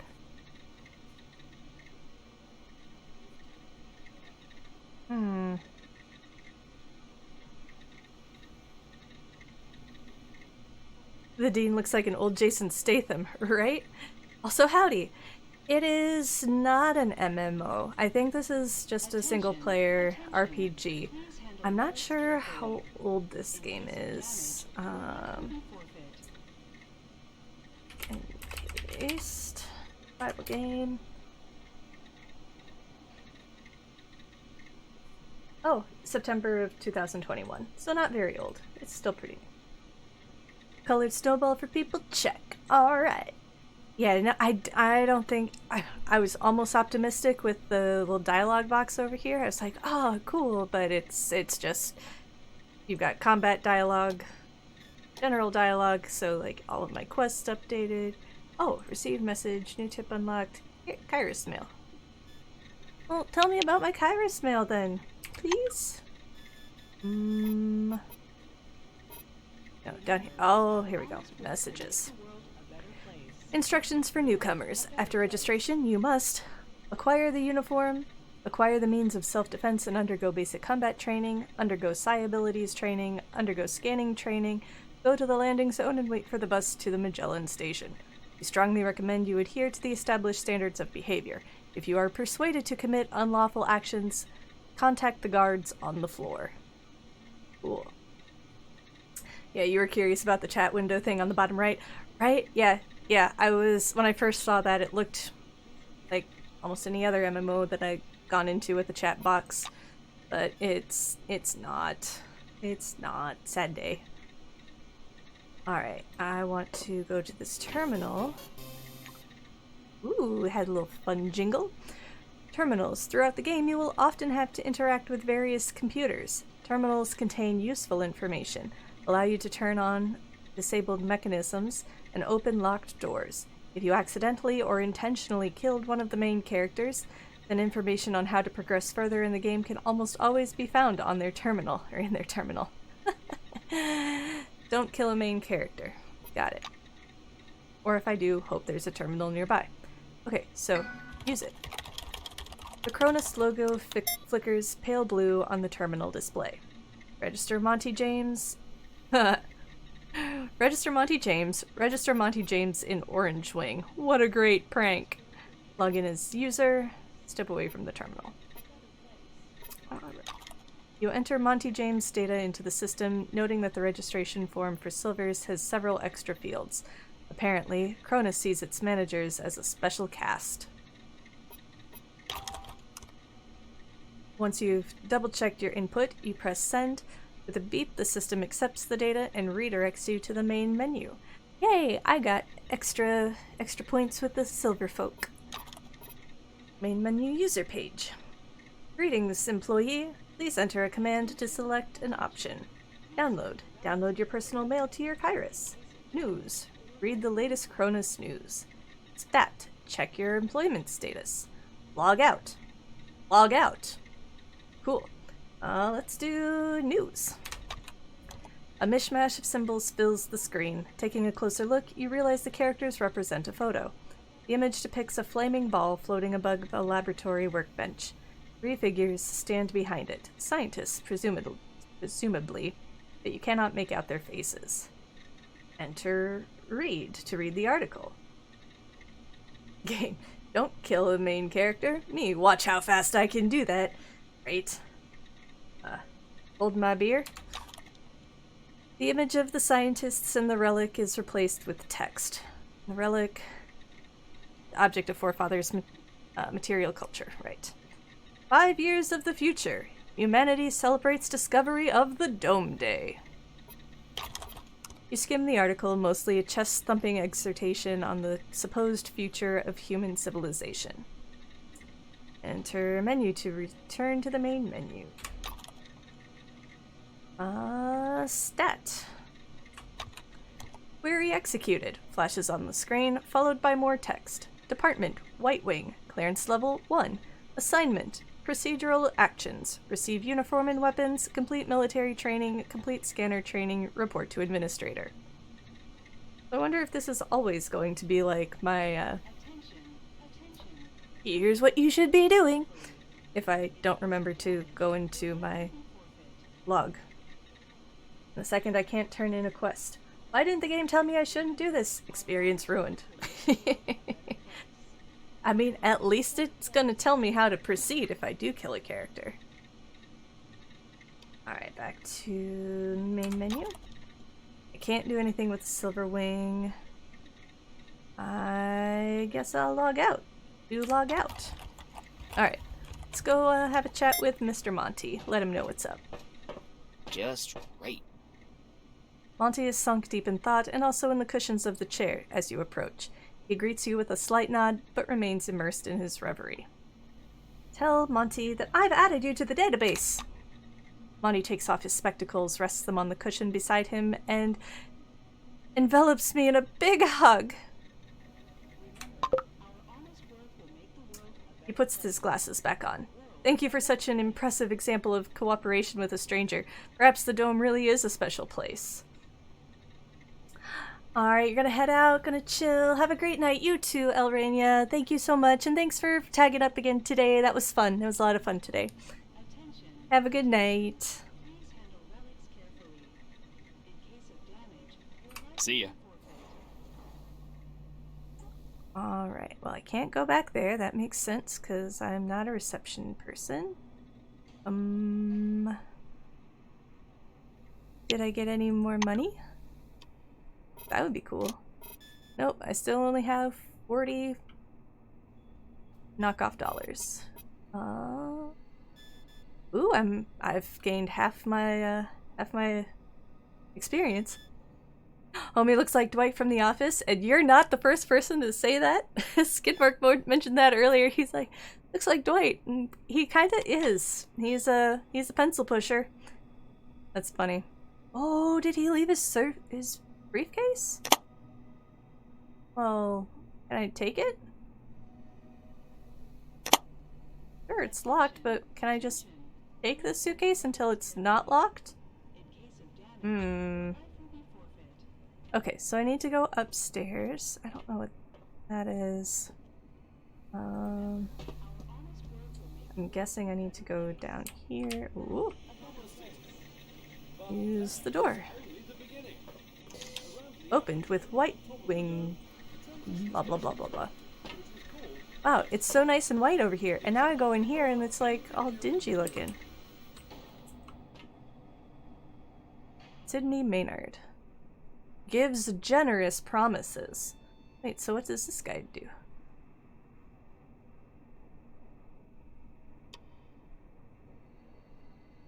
Gives suicidal orders. Wow, okay.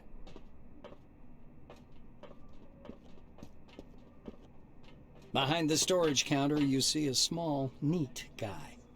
His gingery hair shines with something like brilliantine.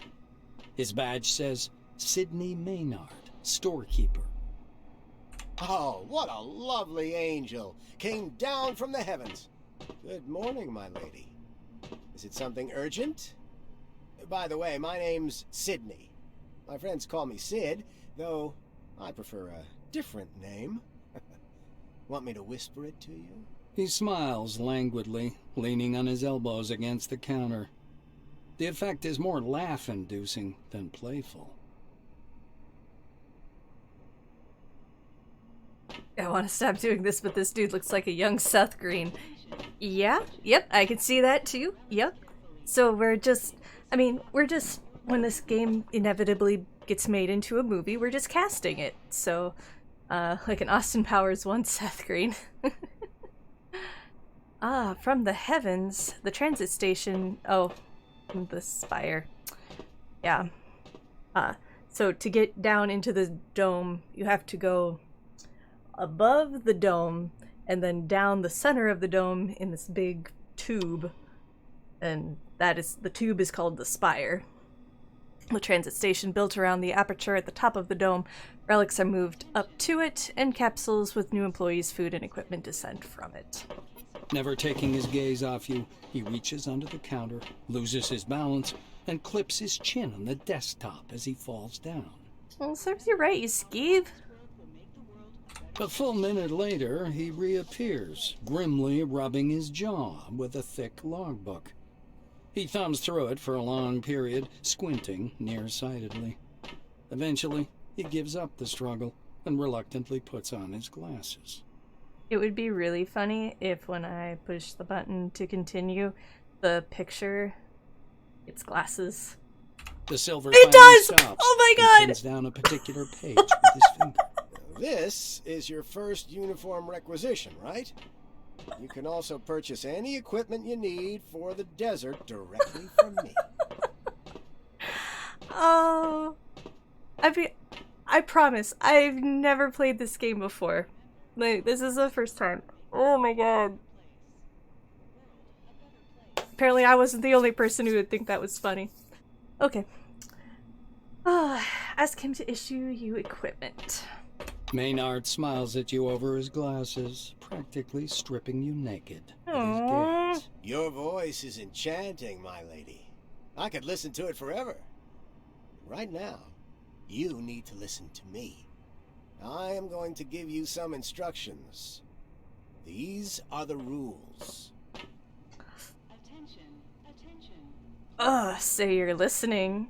Ask him to skip the instructions. You don't care. Demand that he stops these ridiculous attempts at flirting. Yes. The Silver puts his glasses back on, embarrassed. Yes, milady. I mean, I'm sorry. I won't do it again. Oh, if only it was that easy in real life. He awkwardly wraps the counter with his fingers, as if not knowing what to do with his hands. All of his confidence seems to be gone. Let's return to the briefing. Do you want to hear it, or shall we proceed directly to uniform distribution? I'm listening. Sidney fiddles with his hairstyle. So, I'm not going to sugarcoat it. Life under the dome can be dangerous. You may get shot, spill acid on yourself, get electrocuted, or suffer the effects of a dangerous anomaly. You may also freeze to death or get fried.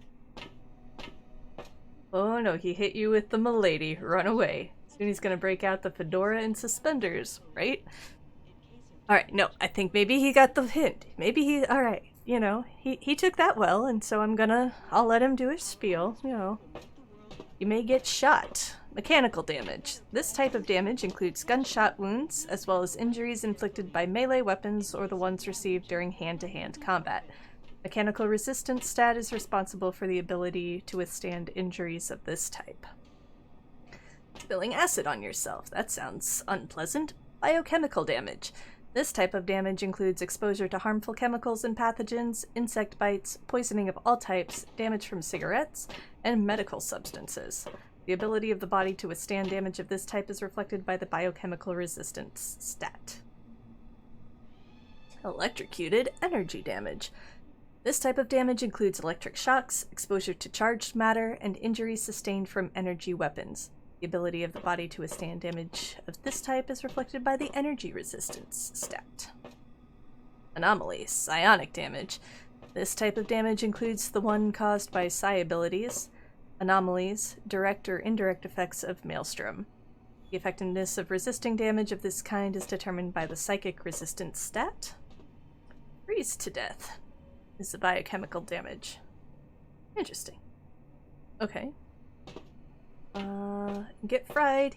Heat damage. This type of damage includes burns caused by an open flame, explosions, hot objects, or corresponding anomalies. The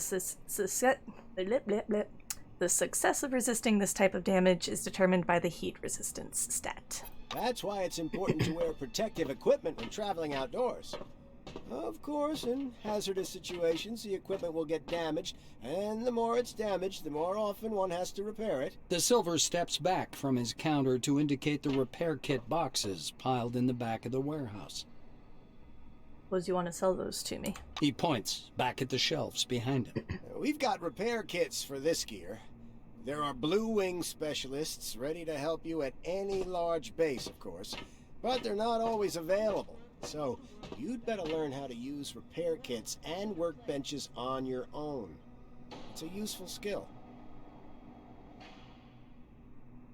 You want one game to treat like the employees at any boot camp? So not like this?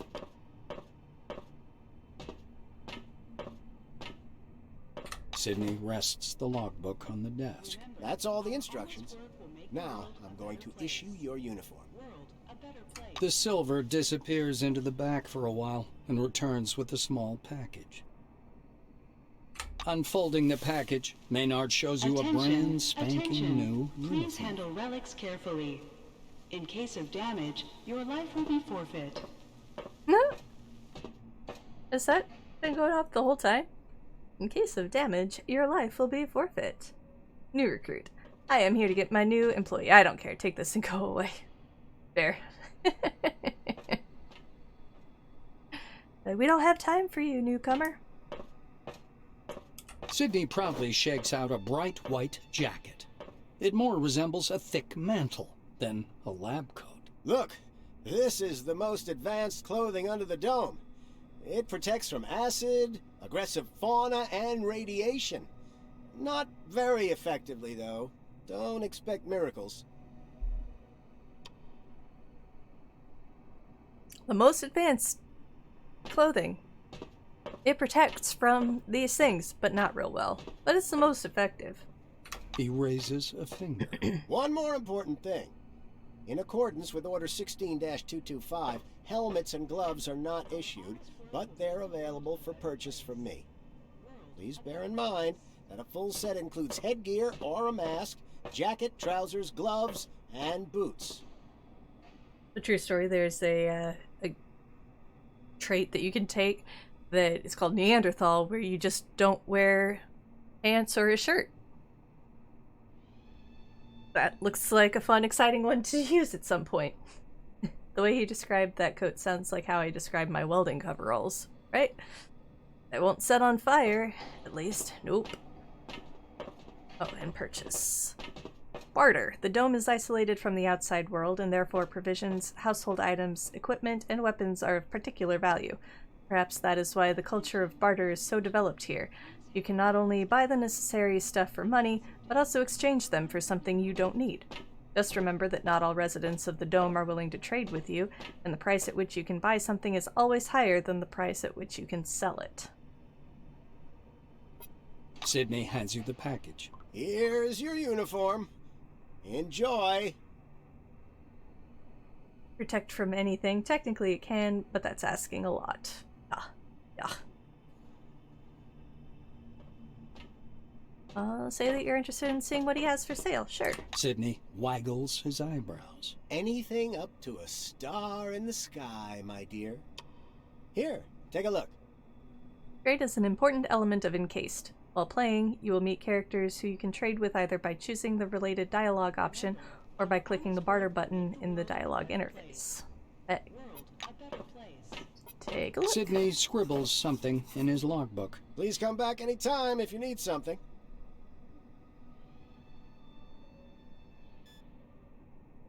That's my lab coat. And my pants, and my trousers. My shoes. Boots. Okay. I could use helmet. He's got a cup of noodles. He's balling out of control. Oh, yes, you sure do. He only got two of. Oh no, he's got one of them. What's that one? Sam the Salmon Fish Snacks. This is a popular snack under the dome. A thick paper bag filled with salmon chips shaped like little fishes. How original. Salt and artificial flavors galore. Oh, so they're goldfish. Gotcha. No, they are salmon, though. Salmon flavored. Weird. Very salty food for 150 turns. Flatulence for 600 terms. Oh my god. Takes hunger down by 100, thirst up by 50. Healing. Cup of noodles. Or Nula beef noodles. Hunger minus 100, thirst plus 50. Healing, fatty foods for 150 turns, heartburn for 600 terms. They come in a big cup, but it's just a marketing ploy. Inside you'll find a compressed hockey puck of egg noodles, dry corn, and scarlet powder that adds a juicy beef aroma and makes the meal terribly spicy. Sounds super healthy. Canned beans. Hunger minus 125, thirst minus 75, healing. Spicy food for 150 turns and flatulence for 600 turns. Canned beans in sauce. Consume preheated or as is. How much is that? 160. My god. How much are the noodles? 15. Wait, is all 4 of them 160 or each can is 160? 60 for the snacks. Ordinary backpack. That's 200 money that I don't have. A shovel for 50, also don't have. Ooh, hydrate. Yes, please. Thank you. I'm almost drank this whole thing in the last hour. My goodness. Researcher's gloves. Plus 5 science, plus 5 biochemical resistance. Made from leatherette impregnated to resist hostile environments. Okay. The material is so durable that damaged gloves are sent outside the dome for recycling. Argentium gloves. Simple and elegant, they provide the wearer's hands with basic protection in case you must go personally to visit any facility. At the same time, they are comfortable enough to sign papers. Made in Argentina. +1 to initiative. Worker's helmet. Gives me resilience, mechanical resistance, and not much to heat, or -3 to heat resistance. In general, a surprisingly good helmet made of plastic, although it is rarely possible to find a specimen with a working built-in flashlight. This is just giving you a perspective on how broke you are right now. I know, you would think that maybe I would have had, like, some money. Like, I understand maybe the Orange Wing folks who are the prisoners on their work release program or whatever probably don't have much money. I'm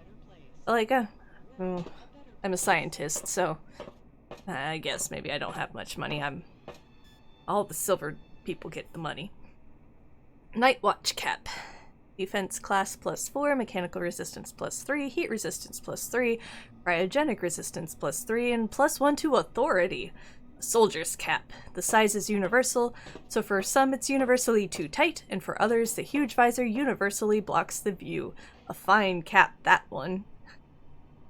The humor in this is great. I love it. Engineer's cap.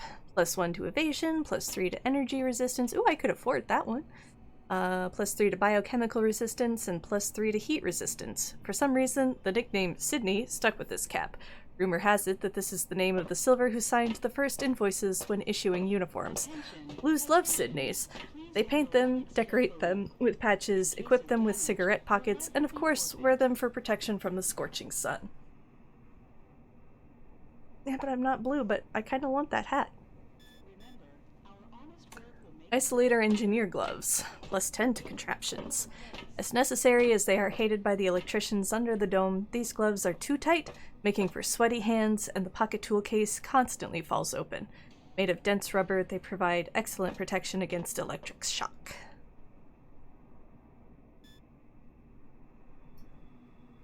The Democritus helmet.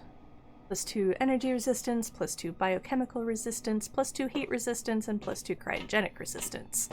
This helmet's internal frame is made of durable plastic covered with 2-color elastane. The seal and fasteners allow for the addition of a protective visor, gas mask, or special goggles.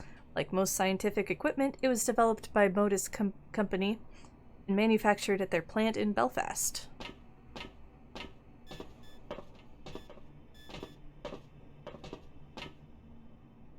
Ooh. Oh, he's got some. I was gonna say, how do I get the 750 comm bonds? Well, maybe by having something cool to trade with him, because that's how much he has. Belts. Archimedes lab belt is 96% non-combustible synthetic materials, equipped with convenient relic mounts. Worker's belt. This belt features the maximum ratio of compartment capacity to surface area, yet one shouldn't forget what's stored in which pocket. That belt. Soldier's belt. Simple and reliable, just like a soldier's life. This belt of very stiff leather even offers a bit of protection. But what about that 4%? Right? On that one? No. This one? Yeah. What's the 90? Yeah, what's the 4% of combustible? 4%. Highly combustible.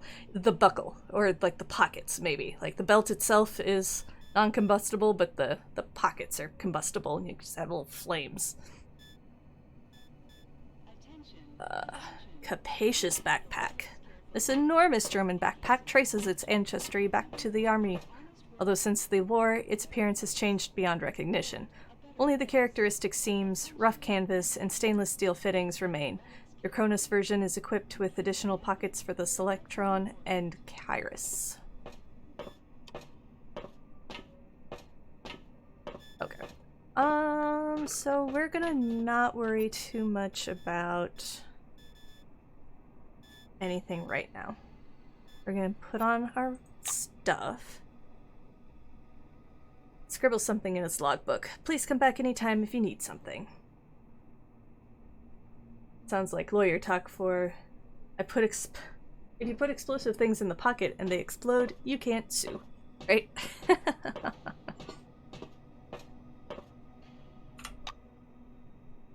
Alright. Can I put my outfit on right now? I don't want that one, I want this one.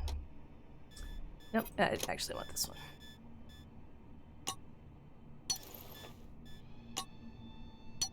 Pardon me as I get dressed. Double click it. Alright, cool. Double click. Ooh, don't I look snazzy? I'm not real sure what my, like, lean to the side is. That's a little wonky, but cool, cool. Alright.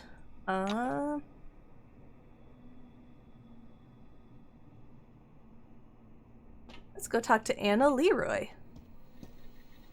I'm all ears. You see a slim, cheekbony silver woman with a red warning lamp in her hands. On the lapel of her perfectly ironed suit is a badge that says, Anna Leroy, Administrator. The girl waves her lamp in the air, trying to attract some attention.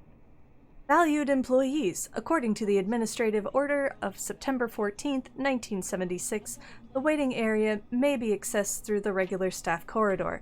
Please be advised that this rule does not apply to newly arrived employees.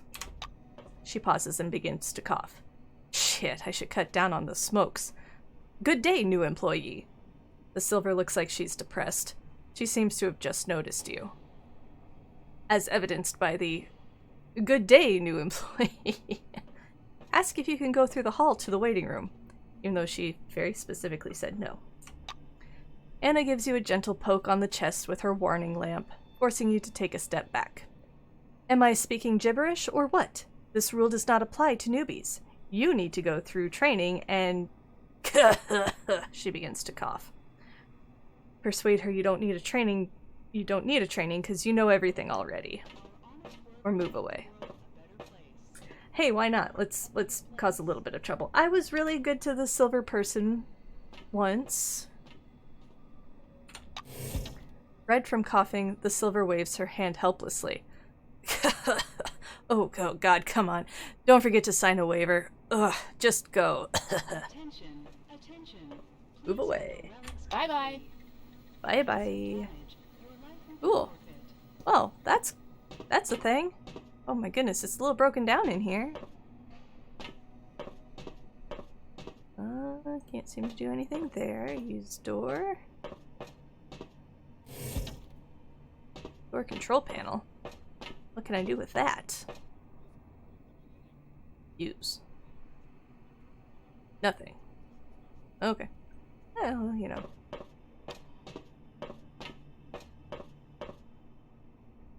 Ooh. Search stack of equipment. Kinda messy over here. That is electrical equipment. Fans, heaters, rolls of wire, dirty air conditioner parts, and some other scraps. All of that weighs 1/10 of a kilogram. I feel like that's not much. Leave the creep alone, but mess with the person with the weapon, right? Ooh, and this is worth 125 things. Yeah, we'll take that. Yeah, I'll take that junk. What's in this one?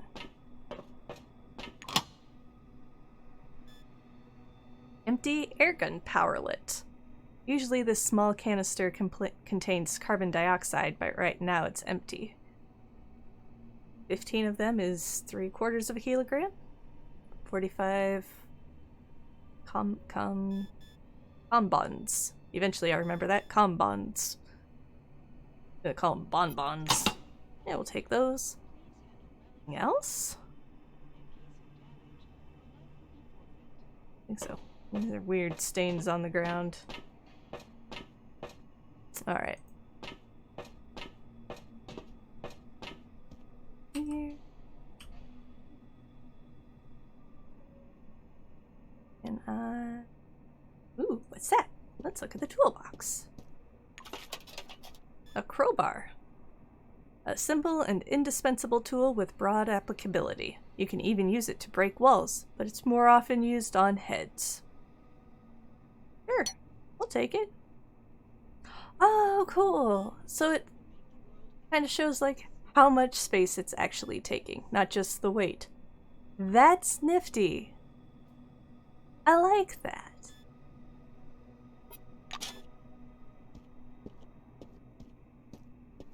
Kind of, yeah, I don't know. That's cool. Door to landing track 3. I still have things to do. I don't think I want to leave just yet. But now I've got stuff, so when I inevitably decide to try to sell back all the junk that I found. Ahaha.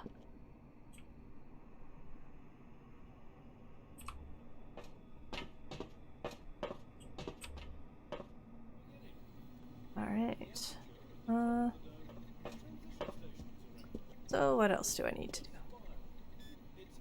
Anything urgent, Mr. Krachkov? Class 1 again, instead of 2? Look, here's the scanner data. It says the relic is a scientific device. Wait, but it's still Class 1. I'm not going to violate protocol. Katarzyna, my dear, you may violate protocol as long as it benefits the company. Take your lead from your colleagues. Correct your report if you have to, and don't act so innocent. I think you skipped the tutorial. No, I think there's still more in this tutorial. Think about it. A Class 2 relic will mean a bigger payoff for the company, and that means a bonus in your wages. Categorizing it as Class 2 means access to state-sealed bids. I bet the Brits will buy it. Thought the door was locked behind you. Oh, no. Mr. Krachkov, I'll correct my report. Carl, add sealed bids to the marking. Interesting little conversation. Yeah, let's dig through the trash. Empty beer bottle. Without its contents, the beer bottle is of no interest. However, it is returnable. Cool. Yeah. Yeah, I'll take that.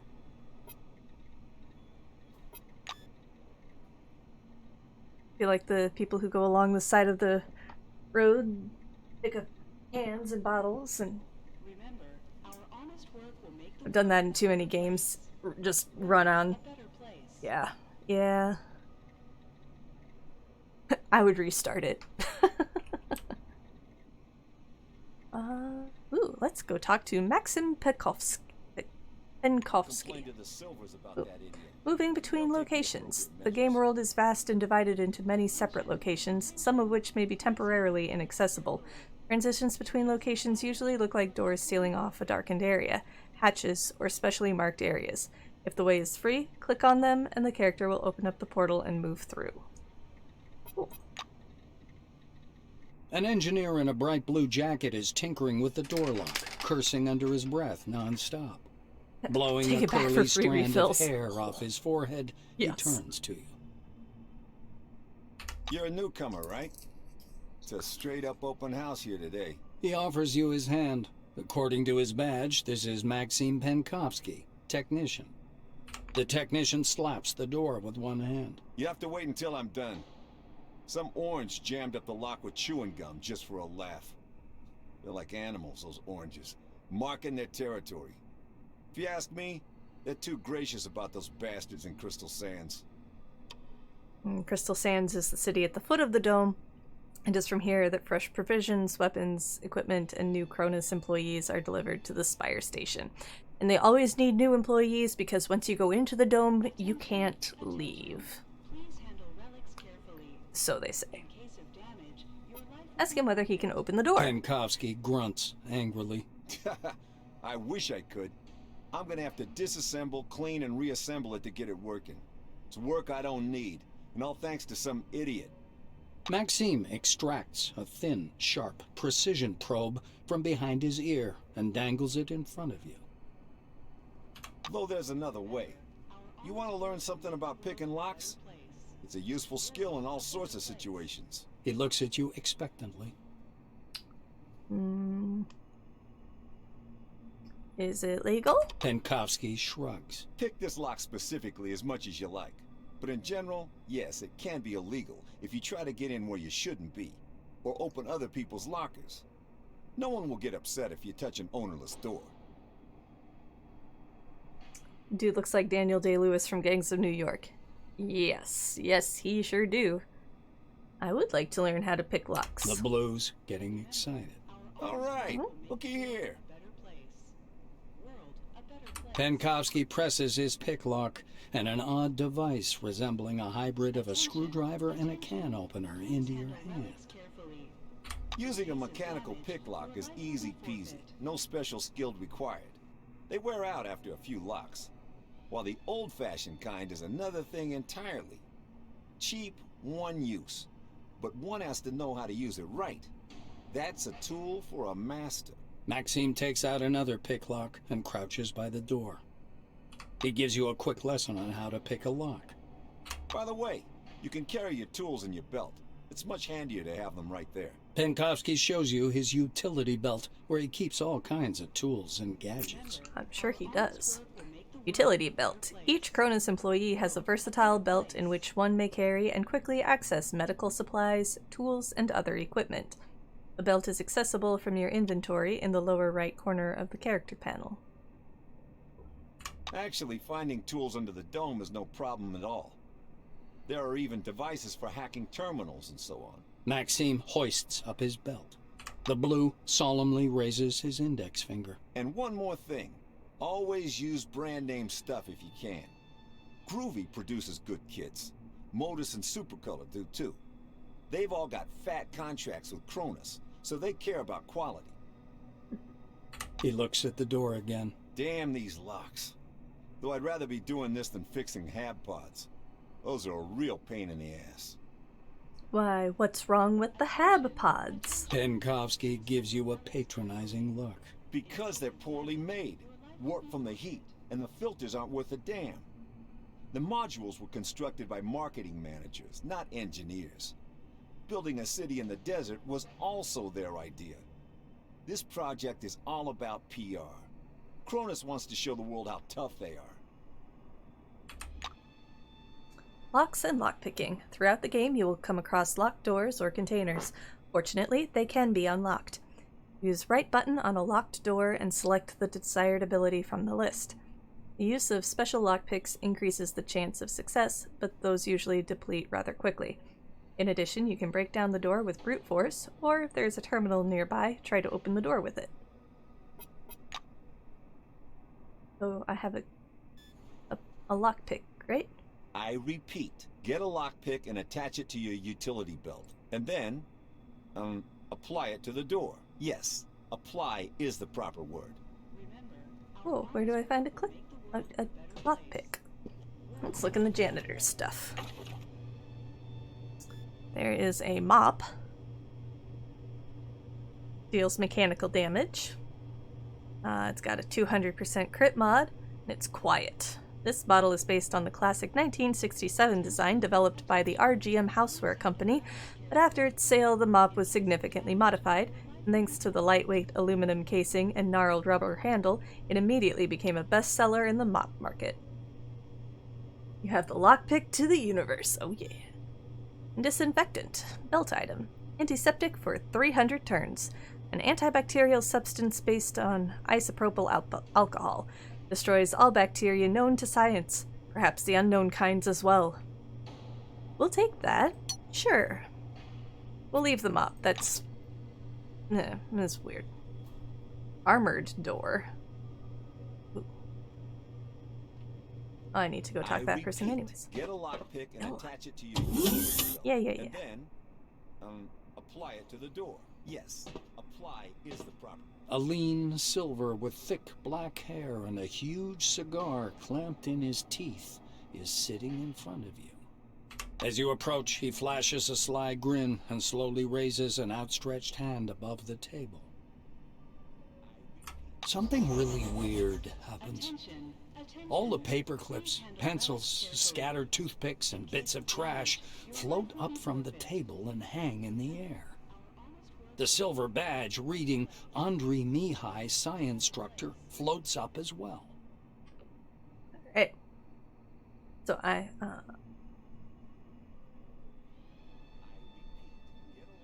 Stick a crowbar in anything and and it opens it. A door opens it to the next room. A box, its contents. A person, its death. Unlocks everything. Yes. Alright,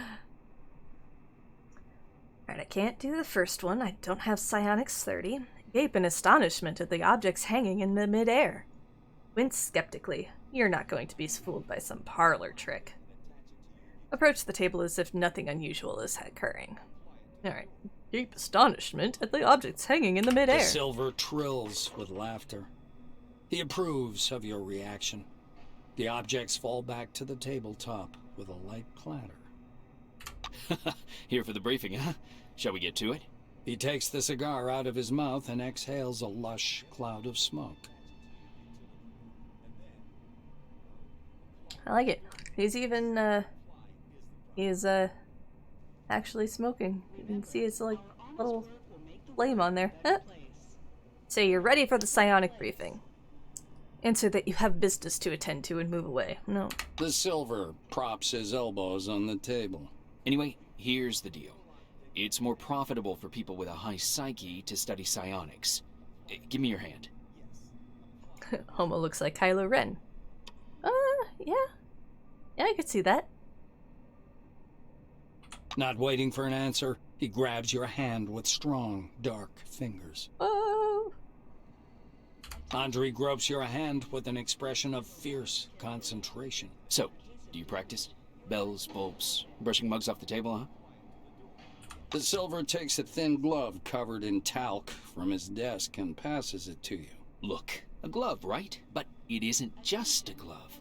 This is an ooh mama, hold me tight glove. It takes energy from your noggin, your psyche, and pew, concentrates it. He counts off on his fingers. Learn psionics. Put on the glove. Transform energy into the necessary shape. That's the whole briefing. Simple? Simple. Now to your questions, huh?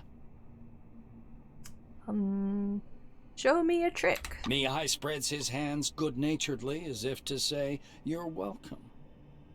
The toothpicks on the table skitter around for a moment, arranging themselves into a curse word.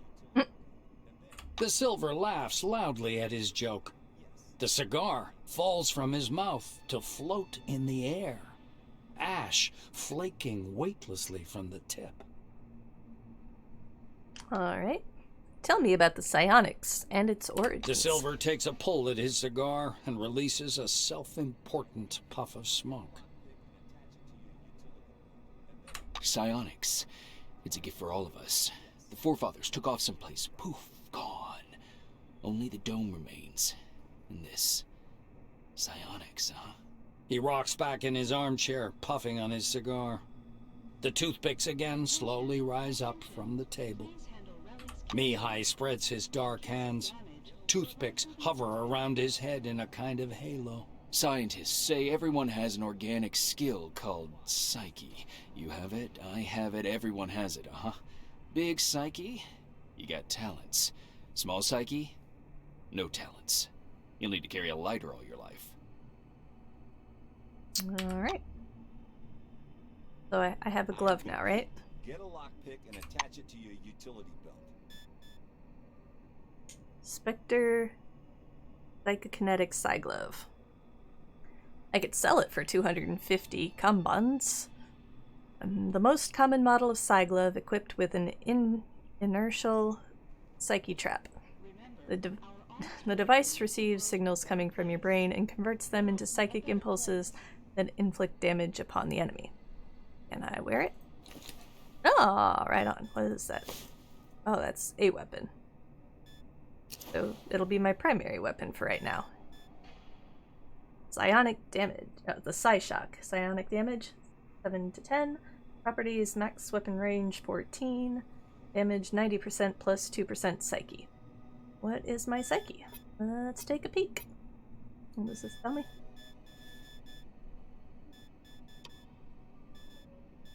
Oh, that's all just because of my armor and stuff.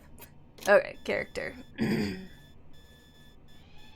the little, like, beeping as I roll over every little thing is a little annoying.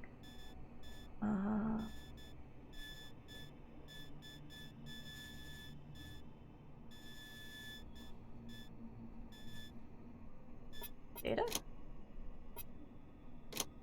Reputation. Still at 15% with the white wing.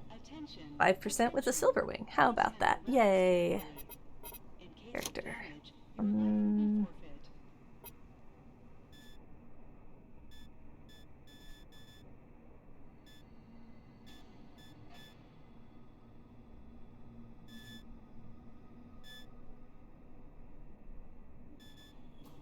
Oh, here. No. Yes.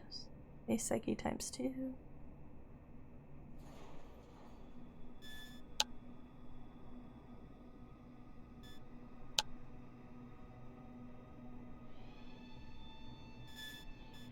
Perks.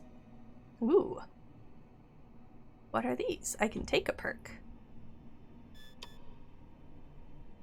Do adrenaline, deafness +2, and close quarters damage +4 when less than half health remains. When you take a beating, you feel energized and ready for revenge. Requirements have been fulfilled. Sturdy. Maximum hit points +3 per level, both when leveling up and per those you already have. You become more and more robust over time. Rising Star, +30%, +30 influence. Reputation in all wings, +25. Taking advantage of the natural tendency to manipulate people from the very beginning of your tenure at Cronus, you skillfully weave a web of lies until the corporation was filled with incredible rumors about your supposed success. At last, you are recognized and respected. Requirements. Charisma 6. I assume I must have 6 charisma, because it's letting me have the thing. That looks kind of cool. Alright, Rising Star is definitely a thing. I always turn Yui sounds off. Yeah, sometimes. I mean, it can be useful, but yeah, I don't know if it's just the pitch that's getting me, or the fact that it's like so many, because they're all so tiny. So I don't know. Oh, look, here's stats. Here we go. My psyche is 4. Cool. My fortune, the favor of the famously fickle Lady Luck, affects action points, critical hit chance, contraptions, piloting skills, as well as criminal skills. I am not a lucky person, and my deftness is not great. Muscle is okay. Perception, awareness, intuition, environmental sensitivity, affects initiative, learnability, precision, evasion, light weapons, heavy weapons, high-tech weapons, and piloting skills. In addition, high perception gives a chance to notice something hidden and evaluate the characteristics of people just by looking at them. I usually spastically go through menus fast, so the Yui sound are constant for me. Fair enough. Fair enough. Guts, which is my constitution, stamina, and overall health, affects hit points, regeneration, encumbrance, defense class, fortitude, melee weapon skills, and survival skills. Charisma. Physical attractiveness, charm, and the ability to present yourself. Affects inspiration, authority, influence, and medicine skills. Interesting that it affects medicine skills. Huh. Brains. Mental acuity, intellect. Affects action points maximum, saved action points, skill points per level, high-tech weapons, medicine, tech, and science skills.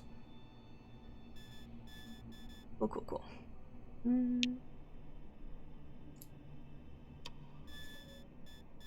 Okay, back to perks. So Rising Star is definitely one that I might like. I have 2 perk points. Does that mean I get 2 perks? That's cool. Psychonaut. Psyche +2 under the influence of psychoactive substances. If you are an avid lover of expanding consciousness, and it somehow even yields positive results. No thanks. Observant. +3 skill points per level. Your outstanding ability to notice important details allows you to develop your skills more effectively. Creatures of the Night. You need charisma to help people. If you aren't a little charismatic, people will feel uncomfortable. I get that stat. Okay. Yeah, that's fair enough. Yeah. Precision +20 at night. At night, you feel like a fish in water. Predatory fish. +20 for precision at night. Nice. Loner, 75 learnability, -2 party size. Learnability, 75, you cannot have any companions. The company weighs on you, and you think the best way to do something is to do it yourself. Which I do not, because I chose the thing in understats where I am lazy. Was it?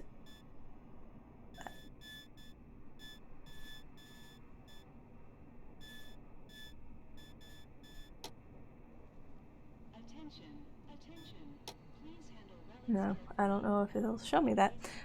But yeah, I won't do things myself if I don't have to, so loner won't work. Sun Child, fortune +2 from 10 o'clock to 1800. Apparently your luck is fueled by solar energy. Hypochondriac, precision +20% while at full health. As long as you are in good health, you are sure of yourself, but that confidence vanishes at the slightest scratch. A leg up. You instantly gain the next level. Cool. Heavy sleeper. All resistances +10% for 24 hours after sleeping in any bed. Productive sleep is the key to longevity. Roaring good health. Oh yeah, it's slacker. Okay. Roaring good health, +50 hit points. A near paranoid focus on your own health is starting to pay off. Badass. +15 fortitude, +15 resilience. Your attempts to look cool through even the worst situations were so diligent that you managed to convince even yourself. Chef. Experience gained for cooking a dish, +50. You learn something new every time you finally cook some damn food. Off chance. AP +2 for every critical hit you inflict. You are seldomly lucky, but you get the most out of every lucky hit. High-tech enthusiast. +30 high-tech weapons. All companions' high-tech weapon skills +30 as well. You are an avid fan of high-tech guns and know their tactical and technical characteristics well. Even if you yourself do not know how to shoot, you really love to teach those around you, and thanks to a glib tongue, you are quite good at it. Ooh, that one could be cool. My gosh, there's so many. Hurdle. Defense class ×3 if you choose to take cover. Although you are not exceptionally agile, you have no equal in the ability to protect yourself. For some odd reason, I can't break the thought of a conductor putting on a glove with the smacking sound, pulling out lube and saying, "Okay, let's start this examination." Yeah, that would require some charisma to get through. Slacker, -3 skill points per level. Perk points +2 at the start of the game. Skill points -3 when leveling up. You could lecture on the art of avoiding work if you weren't too lazy even for that. Loads of free time allowed you to develop exciting new perks and habits, but you were terribly reluctant to learn something new. Remember, our honest and Bright Mind. +1 brains, +10 high-tech weapons, +15 medicine, +15 science, and +25 biochemical resistance. You completed basic training, wrote an article, and were admitted to the White Wing. Your job would not have been possible without outstanding intelligence and knowledge in the fields of biology, physics, and medicine, which in turn helps you to handle high-tech weapons more easily. You are also more resistant to biochemical threats. Optimizer. +25 encumbrance, +40 contraptions. I can't do that. Backstabber. Oh, okay, so then the rest of these are going to be like higher, not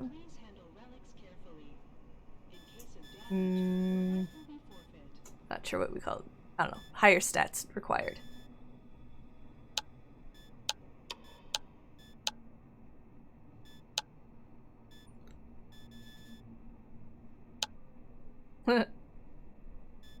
Nerd.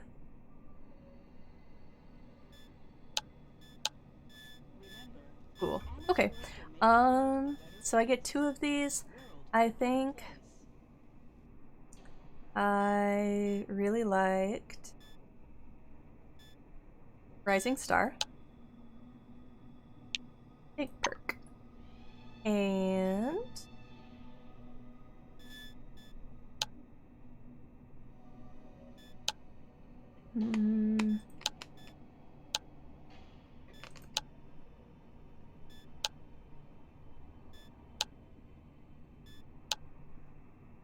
mean, a leg up kind of feels pretty, pretty slacker, too.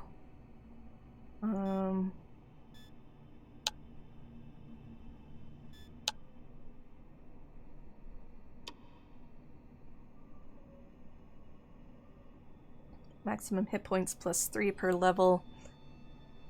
Kinda like that, too.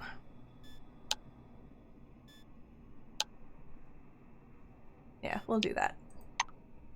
Cool. Alright, anyways.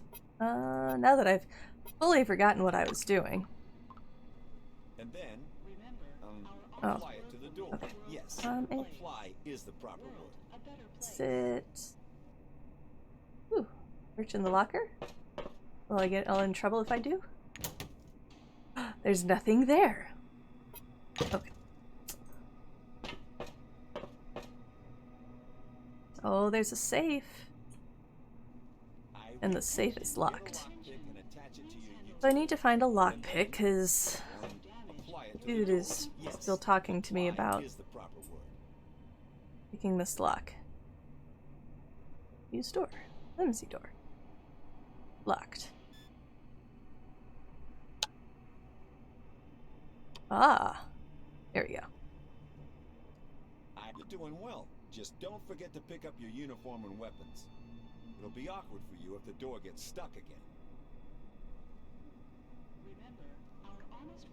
So that used up my lockpick. I don't have a lockpick anymore. Oh, no I do. There it is. An electric lockpick? What? A device for unlocking mechanical and electrical locks. The working principle is not entirely clear, but the result is almost guaranteed. This device will open doors for you even if you've never held a lockpick. Uses 75 fatigue.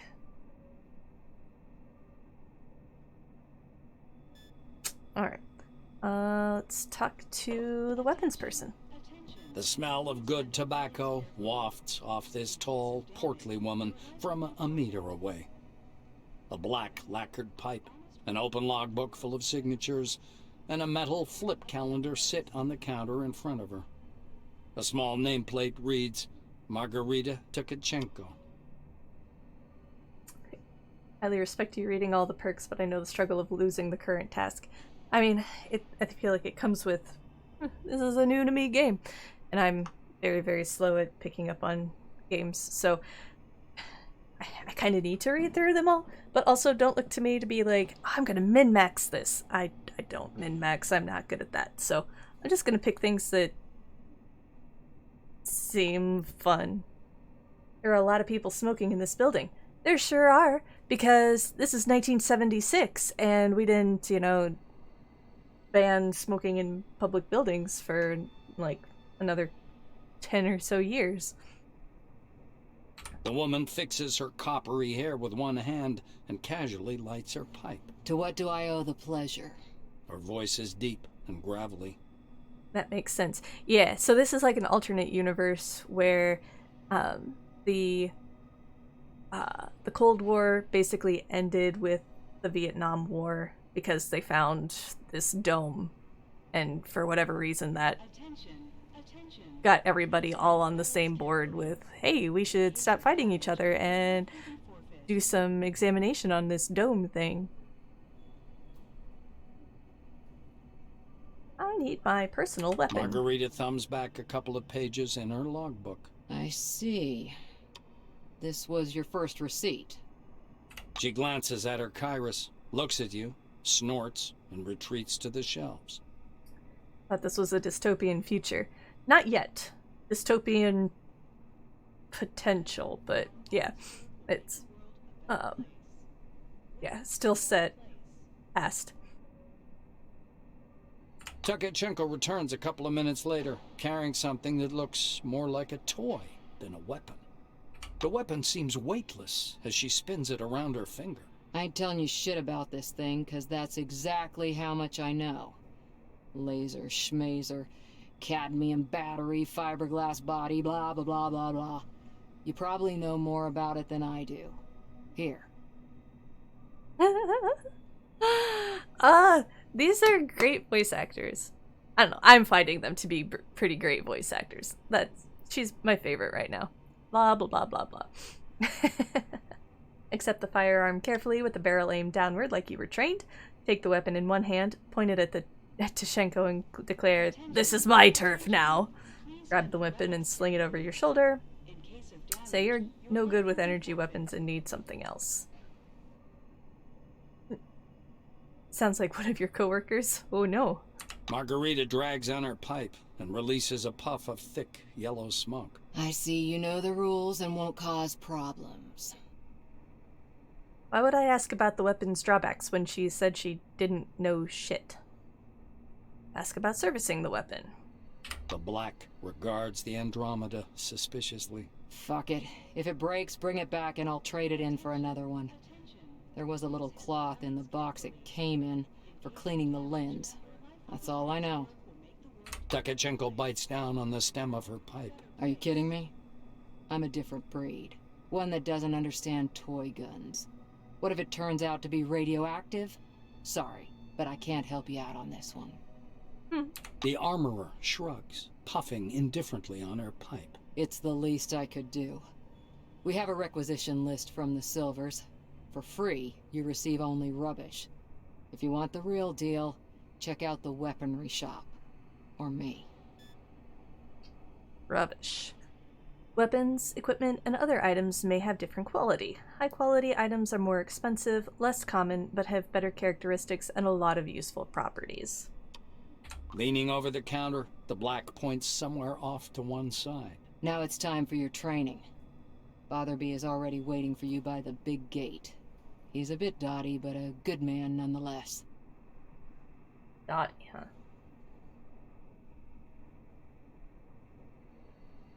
But before the training zone, go see that wizard guy with his toothpicks.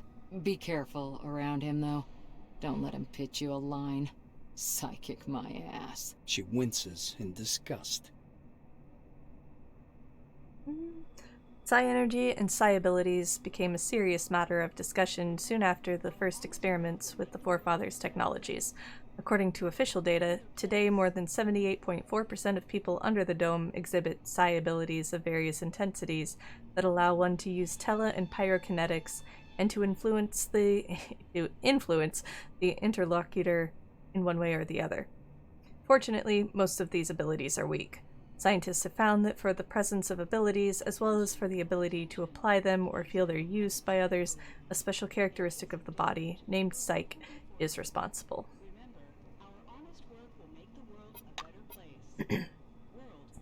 Encased has several modifiable keys that will make your gameplay much more comfortable.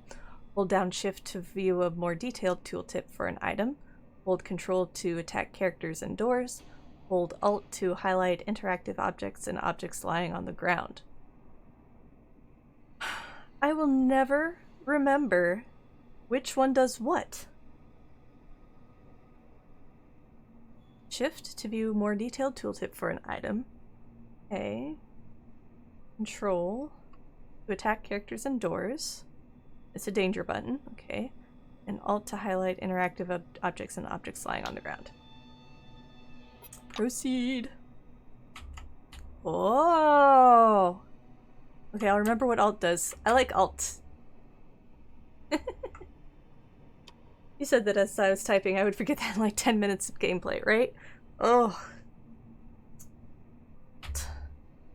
I'm also, I know it drives one of my friends absolutely insane. I tend to rebind my keys, and I'm fighting that urge, partially because the WASD isn't my actual movement key. Like, it moves my screen around, right? Or my camera. But it's not my character movement.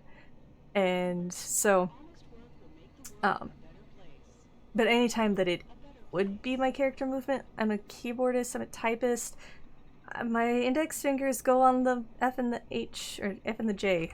Like, there's little dots there for my fingers there. Otherwise I really get lost on the keyboard. So I tend to rebind that. I'm trying not to. trying not to. We'll see. But yeah, that means that I don't remember what like most things do otherwise. Whoops. There, see, I went back to my normal keybinds, and F is that's good.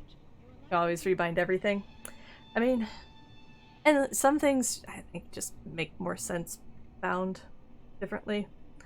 I don't know. What do I know? Let's see. Okay, so what all have I done? J? Nope, not J.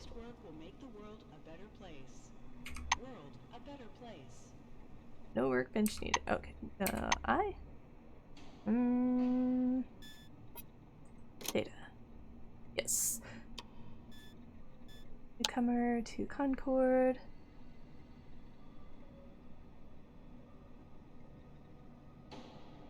I've got myself a weapon.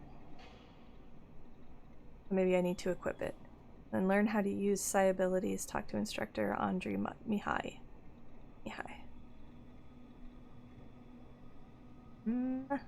Okay. So, equip. Every game I play, I rebind everything so all game controls feel roughly the same, right? Sucks when I try to help people who are playing the same game as me, though. Right? Yeah. I get that. We're gonna make this be my main. I can't make that be my main? Yeah, there we go. Alright, what does this say? Andromeda. High-tech weapons, energy pistol. 250 compounds. 1 kilogram. Energy damage 11 to 15. Weapon range 0 to 14 meters. Crit mod 200%. Loudness moderate. Jamming chance 3%.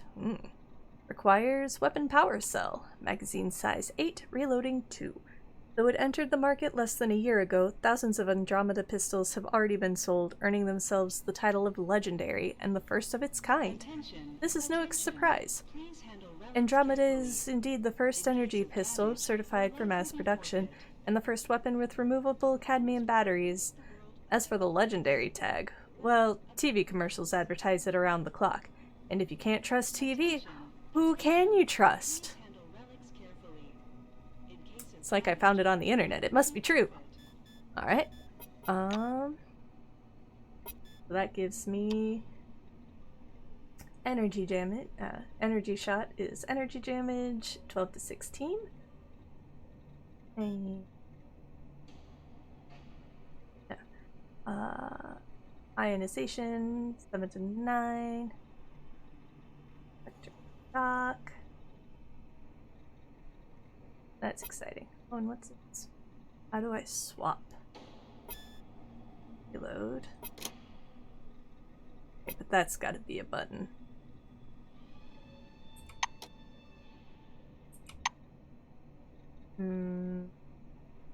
R? Nope. T? Probably gonna end up like shooting someone.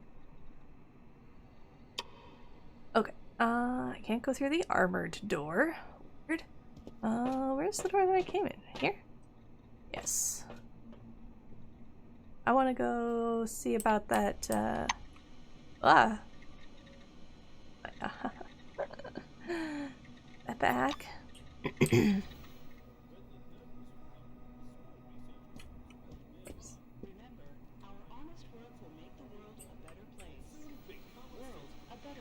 There's a...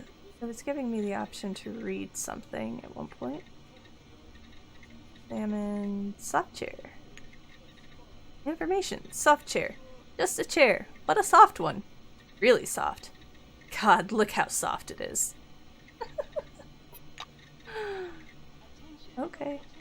I thought I saw something where I could read. Can I search his suitcase now? It's still locked. Can I unlock it?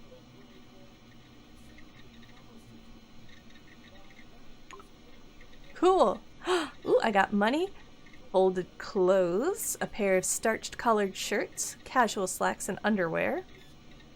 And the dome as your new home leaflet, a glossy leaflet describing the infrastructure of the dome and its main attractions. And 15 combons.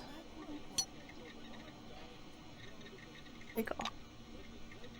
I'll have to, you know, why can't I just take the suitcase, though? And give it to a friend when he, you know... Oh well. Oh, and now that thing is gone too. Ah. Hopefully I won't need to, that again. Armored door. Did I try going through there already? No, I went through that door.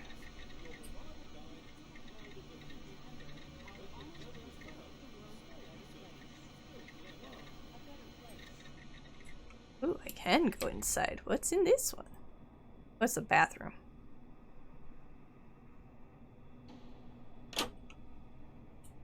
Oops. Around.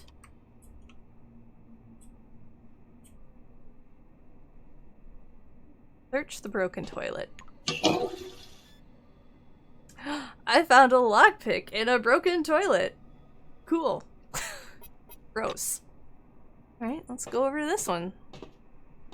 Anything in that broken toilet? Use the toilet bowl. Okay, just because. Relieved. Cool, okay, okay.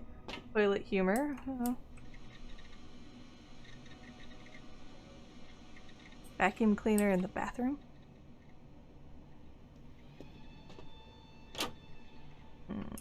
Roll this back around. Use the toilet bowl.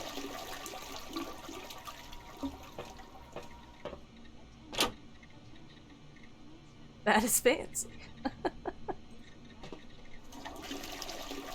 Alright.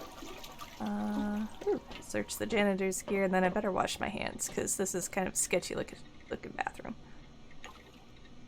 Got another mop. Wow, its damage is better than my gun. Oh wait, no, yeah, better than the gun. Cool. Oh yeah, we better take some soap with us. A piece of cloth, a piece of thick fabric. They make blue uniforms out of it, as well as padding for tool bags. Okay, I'm just gonna leave that there though. Alright, wash my hands. Oh, apparently I was drinking the water instead. That's alright, whatever. Dry and warm. Yay! Cool. The bathrooms are functional. Cronus Corporation reminds you, please use a public terminal to access your account. Thank you. Okay. I need to go find the weapons trainer person. Ooh, on the TV. Out there fighting with stolen cleaning supplies, right?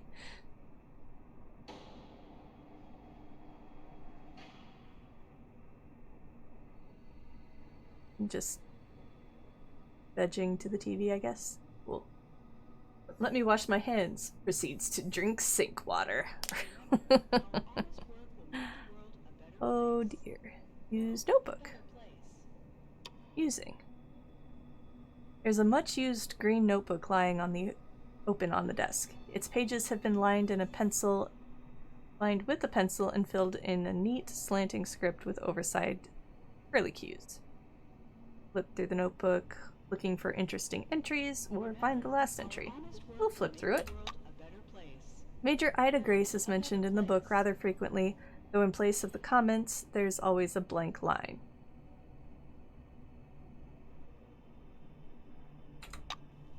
There's a comment next to the name John Kepler. Received. Service shell. Special justification provided. Do one more. You see a long entry across the chart. Unfortunately, you aren't familiar with the language. Find the last entry. Now that you've got a weapon and ammunition, your name has appeared in the notebook along with the comment, New Employee, Primary Receiving. Cool.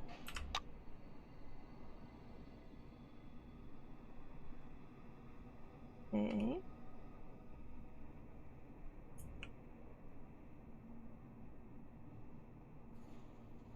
Way is blocked. The door is armored and locked.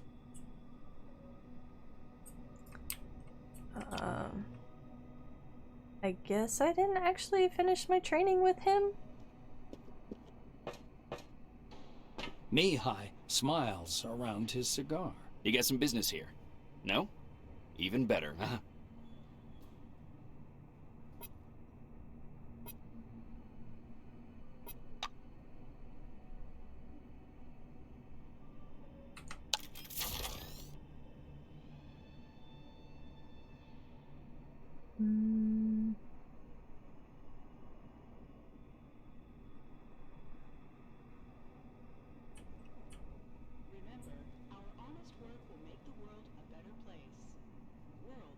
There's something that I can interact with?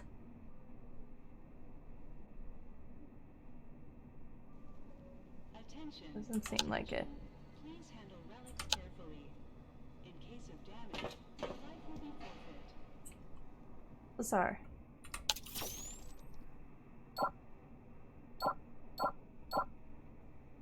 Oh. Golly, do I attack him? Oh!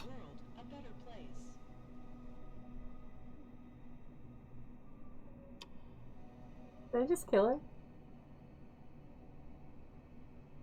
There's always evidence to be found at a crime scene. If there's a witness nearby, they will begin their own investigation and eventually discover clues that will lead them to you or your companion.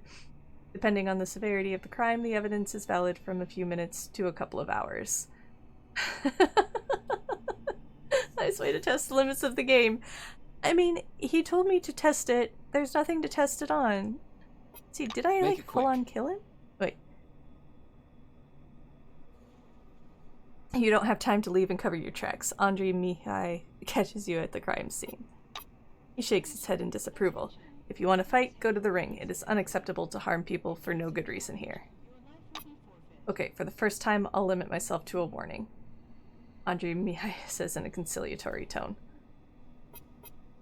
Apologize for your wrongdoing and say that this won't happen again, or be rude in response. No one dares to lecture you or fight. I'll apologize. I'm sorry. I'm so sorry. He softens slightly. Okay, you seem to be decent. It's my first time. See, I don't know what I'm doing with this thing. I hope we won't see you again. No worries. I'm out. Bye.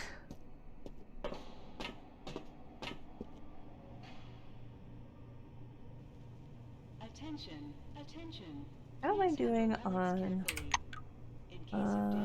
character like hunger? How do I tell that? Patient.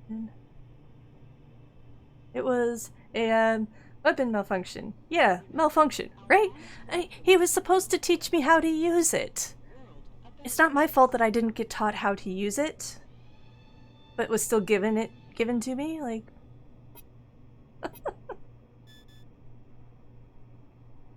Alright, yeah, so my reputation with the White Wing is doing pretty well, up to 25%, or up to 25, or up to 40, yeah, 40 because I started my career in the White Wing at 15.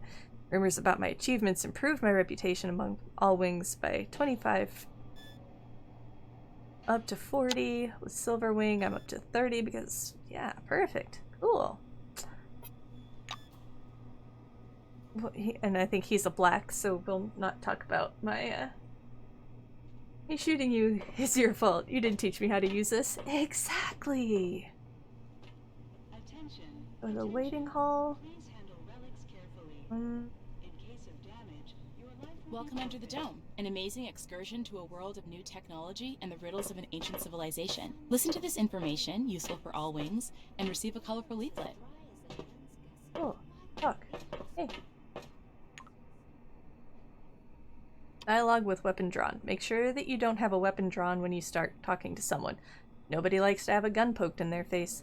Unequipping the weapon isn't necessary. Just left button click the weapon icon on the panel at the bottom of the screen, and the character will holster it on their back or the belt. And no. Do I have anything wrong? Well, now I do. Welcome Under the Dome, an amazing excursion to a world of new technology and the riddles of an ancient civilization. Listen to this information, useful.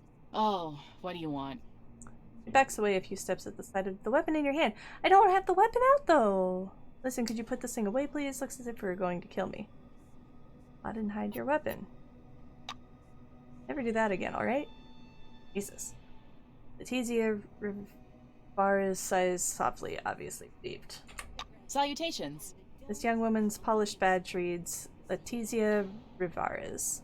She's carrying a stack of glossy leaflets under her arm. You see another stack of leaflets on a nearby armchair. He pounces on you. I think you click the... Oh, click the picture of the whip and not the skills. Got it, got it. That's smart. Thank you. Welcome to the Dome. I have information useful for every scientist and researcher. Silver smiles broadly. My name is Letizia Rivara's. Give me 5 minutes of your precious time and I'll tell you about the remarkable career opportunities and breathtaking perspectives awaiting you under the Dome. Don't turn me down, this is important. Agree to listen? Calmly refuse, saying you're not at all interested. Conviction 30. Say your time is precious and you are not going to waste it on such rubbish. Intimidation 30. Snap at her. You're fed up to the neck with the Cronus advertising. Push her off. Oh, let's listen. She beams. Great, take a seat, please, and I'll tell you how Cronus will change your life. Letizia tosses her free arm in the air with excitement.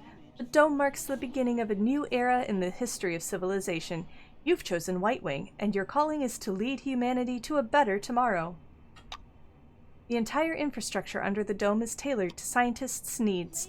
The Magellan Research Station, located to the north, is equipped with the latest scientific equipment, and many other projects have special research facilities built just for them, like White Swan or the Kaleidoscope Project, and many others where the best scientific minds of the world have assembled. While speaking, the silver points at something in the air, as if displaying an invisible map. He looks at you again and produces a smile. Cronus believes that Forefathers' technology will change the future. Therefore, it invests heavily in providing luxury living conditions for White Wing employees, substantial wages, comfortable accommodations, free insurance, all to help you uncover the secrets of the Dome as soon as possible. Ask her in a skeptical tone when you're going to hear the useful information she's promised, or maintain a meaningful silence. We will maintain the meaningful silence. You both stay silent for some time, watching one another. Cronus, thank you for joining us. Rivara's adds awkwardly. She looks at you expectantly. Thank her for the speech. Say sarcastically that her speech was both incredibly useful and inspiring. Tell Letizia her speech is nothing but stupid and cheap corporate chest-thumping for simple-minded fools. Influence 30. Note that her speech was good, but you know how to improve it. Ooh, yes. The inane smile never leaves Rivara's face. I will be thankful for any feedback or remarks regarding my work. In written form, of course. You want to leave that feedback, don't you? Say no and explain what's wrong with the speech. We'll let the subject drop and leave. No. Letizia blocks your way. Wait, are you leaving already? It just occurred to me. Girl offers you a colorful booklet. If you were honestly interested in this speech, maybe you'd like to look through the leaflet? The Dome is your new home, an exciting read for the entire family. I can politely refuse, take the leaflet, or tell Letizia to fuck off. We're going to take the leaflet. You take the glossy leaflet with a colorful picture on the cover. White and pink houses, palm trees, and luxurious cars. You can't actually find all these things under the Dome, though the picture is beautiful. The instant the leaflet is in your hand, Rivara's offers you a couple more. How about a few more for your friends? No? Well, alright. See ya! Bye! There's a turret down there? Click that. I I see, I see. Welcome under the dome, an amazing excursion to a world of new technology and the riddles of an ancient civilization. Listen to this information, useful for all wings, and receive a colorful leaflet. So now I have a whole bunch of these. Ooh, let's read one. Oh, no. Oh, yeah. Ha! Yes! Throw them away. Somebody threw some bonbons in the garbage. Good. I'll take that. Handful of earth. A lump of greasy soil. Sooner or later, it accumulates in the pockets of anyone who likes digging in flower pots. Alright, we're gonna leave the garden, the earth there. Who is this guy? Sebastian van Ulden. Here, we'll talk to him. You see a tall scientist in a white lab coat, bathed in the dim lamplight. He almost appears to be hovering above the laboratory floor. The man turns at your footsteps. He's holding a paper clipboard and a pencil. His shimmering silver badge reads Sebastian van Ulden. He glances from you to the glittering watch on his wrist. I want us to respect one another's time. Please speak loudly, clearly, and to the point. You must be the newcomer I was told about. Nice to meet you. This one looks like Jason Isaacs. Finished with his unusual greeting, he offers you his thin hand. Greet him and say you're here for your briefing. Skip the greeting and ask him to train you as quickly as possible, or leave. We'll do the briefing. The scientist puts the clipboard aside, raises his watch for a closer look, and sets the timer. He couldn't put a name to the face? Yeah, no, that's a Jason Isaacs right there. He shows you his watch dial. According to the rules of this briefing, I have to touch on a large number of topics. Therefore, I will do so very briefly. Do not interrupt me. When I'm finished, I'll answer your questions. Within regulations, of course. Of course. Sebastian produces his handheld and clicks some buttons. I checked your scanner.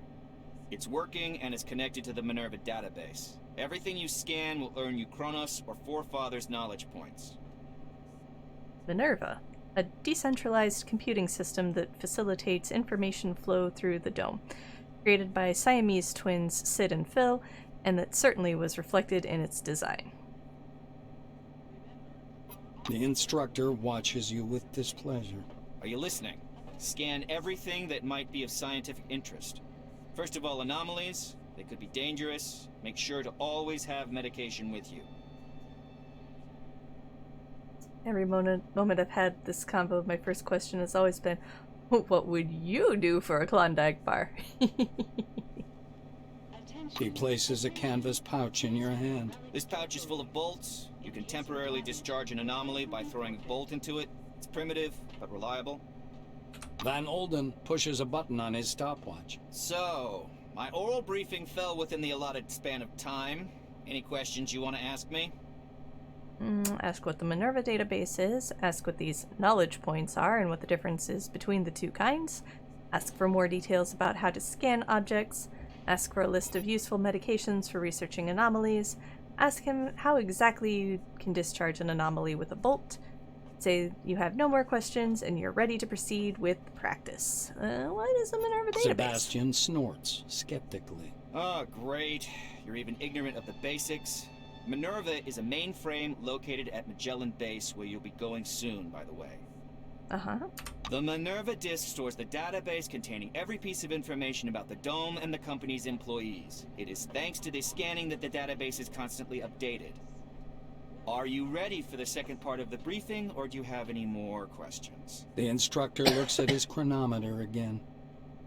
Better ask about the knowledge points. That or pancakes or waffles? What's your preferred breakfast pastry? Right. Pineapple or no pineapple on the pizza? The white scowls in annoyance. Do you know anything at all? What did you come under the Dome for anyway? You get knowledge points for scanning objects. For scanning anomalies and relics, you receive Forefather points. Scanning the company's property and employees, living or dead, earns you Kronos knowledge points. He explains with a sagacious expression. That's a good word. A new one. You can exchange knowledge points for medication and equipment as part of the volunteer research program. Are you ready for the next part? The clock is ticking. The instructor taps his watch meaningfully. Alright. The scientist glances at his watch again. You're within the time limit for questions. The next step is training in the artificial ecozone. He rests one finger on the button in preparation to start the timer. You're going to go downstairs and scan relics. I will be monitoring your progress. Please note there are several radioactive anomalies in the ecozone. These are the same conditions you'll be working in the field. Radioactive zones and relics are quite common under the dome. Speaking of pineapple on pizza, there are places in America where people put carrots on pizza, and no one cares. Like, putting on corn pizza is wild in my mind, but carrots? Yeah, I don't know that I've heard of using either of those things on pizza. Weird. I will always maintain my aversion to pineapple on pizza is not that pineapple doesn't go on pizza. It's I don't like cooked pineapple. So I get the ham and pineapple combination. I do. I just don't like cooked pineapple. So do with that what you will. Corn on pizza is a New England thing. Interesting. That's a new one to me. There's a pizza place in Des Moines that is Bong's Pizza, and they have a Thanksgiving dinner pizza, so it's turkey and stuffing and cranberries and green beans on a pizza. And they also have a crab rangoon pizza, which is crab rangoon on the pizza. Like, it's fascinating. He smoothly extracts a jar of yellow pills from his pocket. Here's your Arad 3.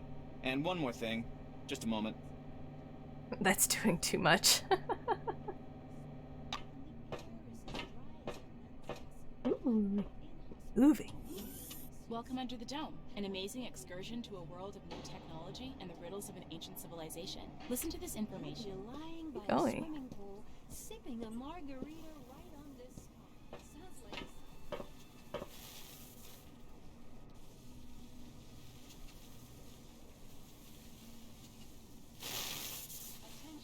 Attention. Please handle relics carefully. casinos. In case of damage, your life will be forfeit. I don't know about you, but I'm sure I'll come here in a year and we'll feel like a real queen. This is Victoria LeGrand, and the dome from the inside. Still angry that Papa John's has the pepperoni and cheese stuffed crust pizza. Each slice is like eating 2 whole slices of pizza. It's a lot. What am I supposed to be waiting for? How long am I supposed to wait? Are you Welcome coming back? Victoria Oh, Technology and the riddles of an ancient civilization. Listen to this information, useful for all wings, and receive a colorful leaflet. over to the Air is as ecozone. dry as a nun's gusset. What an inhospitable wilderness, you'll say. And I fully agree with you. But what if I told you that in a year, you'll be lying by a swimming... Attention. A stubbly black's face brightens upon your arrival. Norman Potter is written on his badge. There's a plastic peace sign next to the badge, in violation of regulations. Hello? Hello, sister. Did you know that 2 out of 7 Cronus employees die violently? We House of Kindness activists want to change that. He gives you his hand. He's sporting a couple of friendship bracelets. He slaps at his pockets. Alas, I don't have any more leaflets, but don't worry. I'll tell you about non-lethal weapons and how to defeat an opponent without killing him. What is House of Kindness? Took me 3 days to finish half the pizza and throw it away. Oh no. Oh. This is our commune. We practice meditation, walk on coals, don't eat meat, and are trying to give up plastic. Norman explains proudly. Wonder why a hippie is serving in the Black Wing? I'm not interested. Nope, I'm good. Search the janitor's gear. You like searching janitor's gear. Ooh, another disinfectant. Right on this spot. Piece of cloth. No, it's the blues fabric. I mean, that could be useful. We'll grab that. Vending machine. Sounds like a sci-fi story, but we aren't strangers to Information. sci-fi here.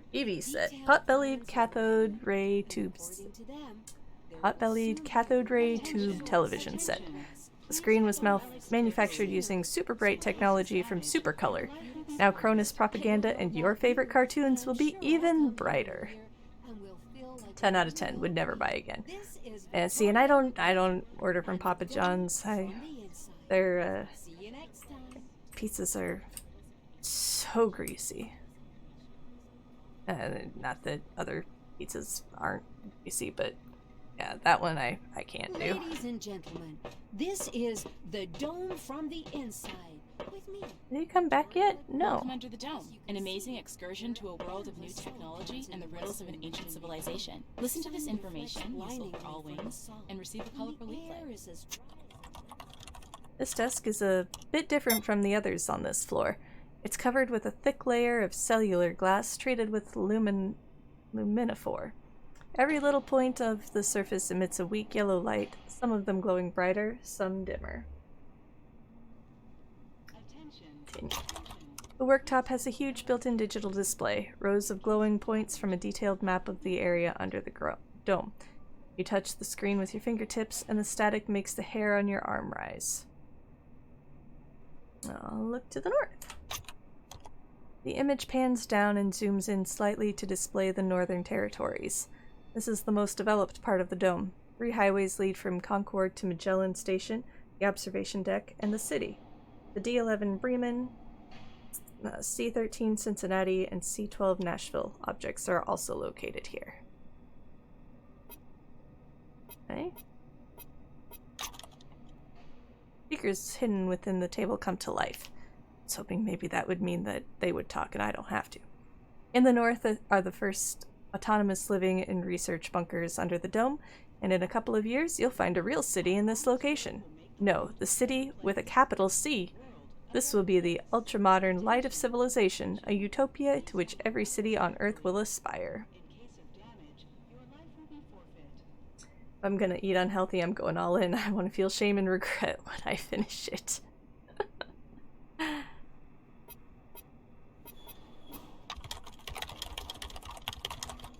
Well, I could use the vacuum cleaner. Wilderness, you'll say, and I fully agree with you. But what if I told you that in a year you'll be lying? He did tell me to, like, hang on, right? I'm pretty sure he did. Sounds like a sci-fi story, but we aren't strangers to sci-fi here. The detailed plans are ready, and according to them, there will soon be a real resort city in the West, with bars, casinos, spas, and therapeutic saunas. I don't know about you, but I'm sure I'll come here in a year and will feel like a real queen. This is Victoria LeGrand, and the Dome from the Inside. See you next time. Yeah, here's your Arid 3. And one more thing, just a moment.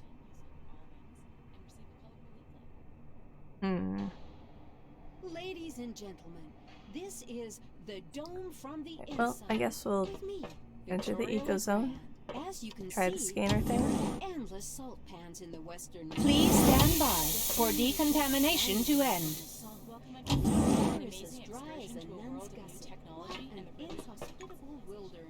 You have the scanning ability. To perform a scanning, select the ability in the panel, and then click on the object that you want to scan. For each successful scan, you receive knowledge points, and the data obtained in the process is stored in your Kairos X key.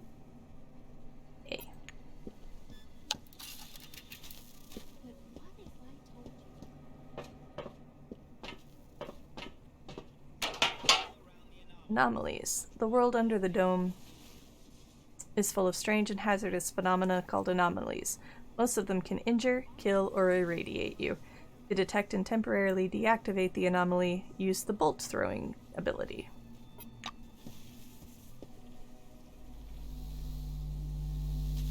Toss up journal entry, a successful scanning attempt. You're doing all right so far.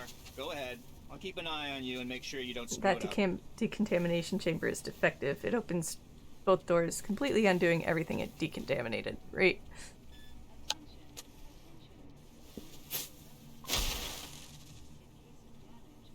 Amazing excursion to a world of new technology and the riddles of an ancient civilization. See you next time. Listen to this information.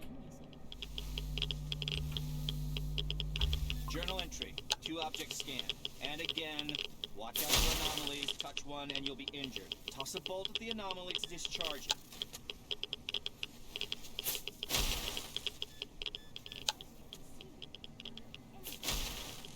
Where's my health?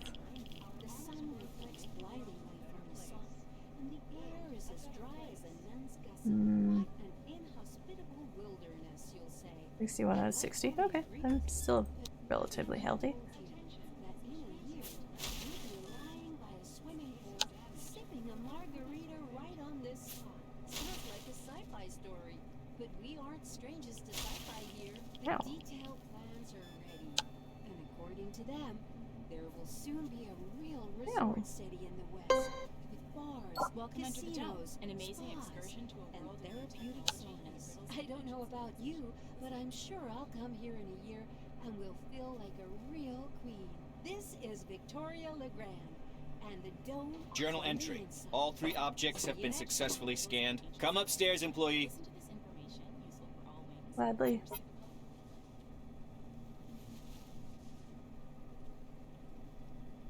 Ladies and gentlemen, this is the dome from Come the on, inside. climb the ladder. Victoria Legrand. As you can see, there are endless subplots in the western region behind me. The sun reflects blindingly. Sebastian meets you on the platform. Your finishing time is within the acceptable range. He clicks the stopwatch button, fixing the result time. The scientist turns back to his notes. Not bad. One question. You observed several anomalies while scanning. Why do you think they appeared? I'd like to hear your opinion. Formulate a hypothesis based on the scanner beam's wave structure. Immersion broken, bad game. It looks like something that needs a hotkey. This is exactly when I would spend 30 minutes finding a key to rebind that to. Yes. Yep, pretty much.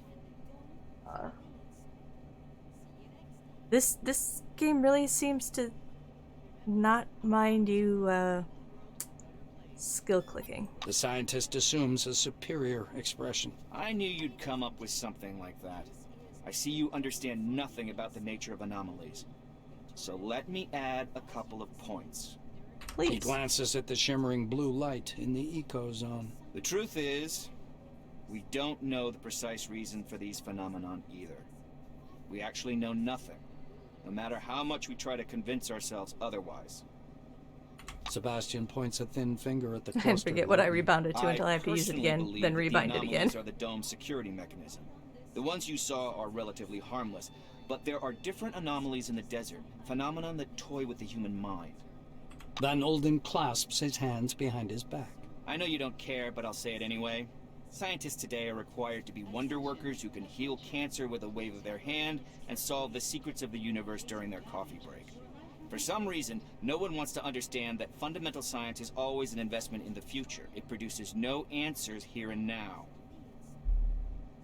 The White's gaze strays back to his clipboard. If something terrible happens under the dome one day, and I'm sure it will, science will protect no one.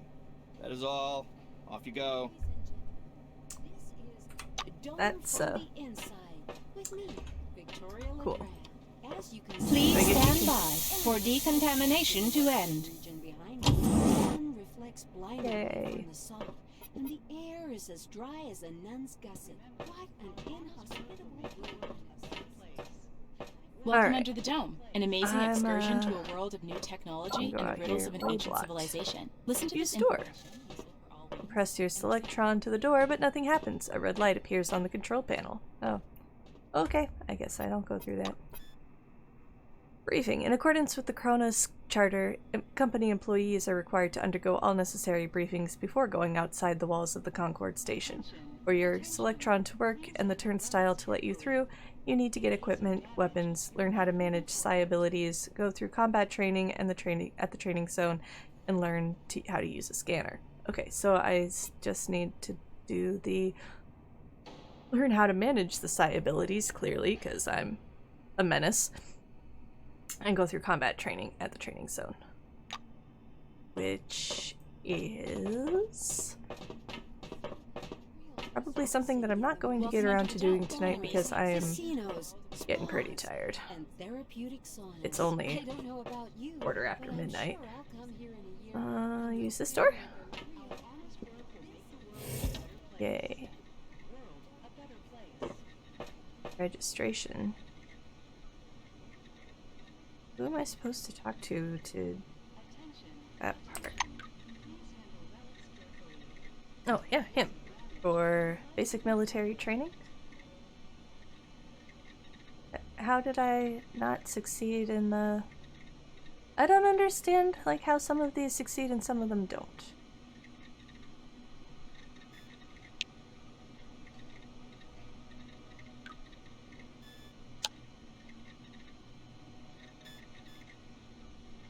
Have any failed quests? Codex. Relic. Oh, are these the things that I just scanned down the thing? First class relic, presumed function, liquid container, liquid cooler, liquid producer. First class relic, presumed function, cannon shell, bimetallic core, and detachable casing.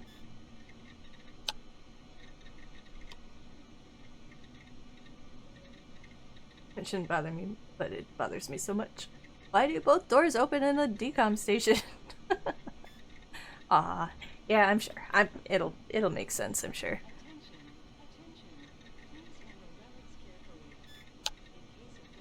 First group prevalence anomaly, second class hazard, presumable function, computer network cluster, security system element, lamp. The discharge voltage reaches millions of volts. The current is 500 mA. Ionizing radiation detected. Miscellaneous. Oh, are these all of the things that I've... yeah. Hammer. All the tooltips. Cool. Get rid of those.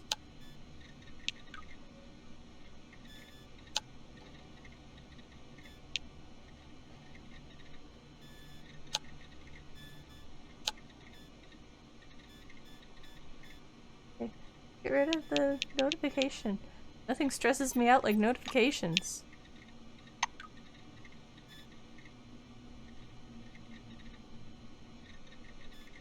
Get that one.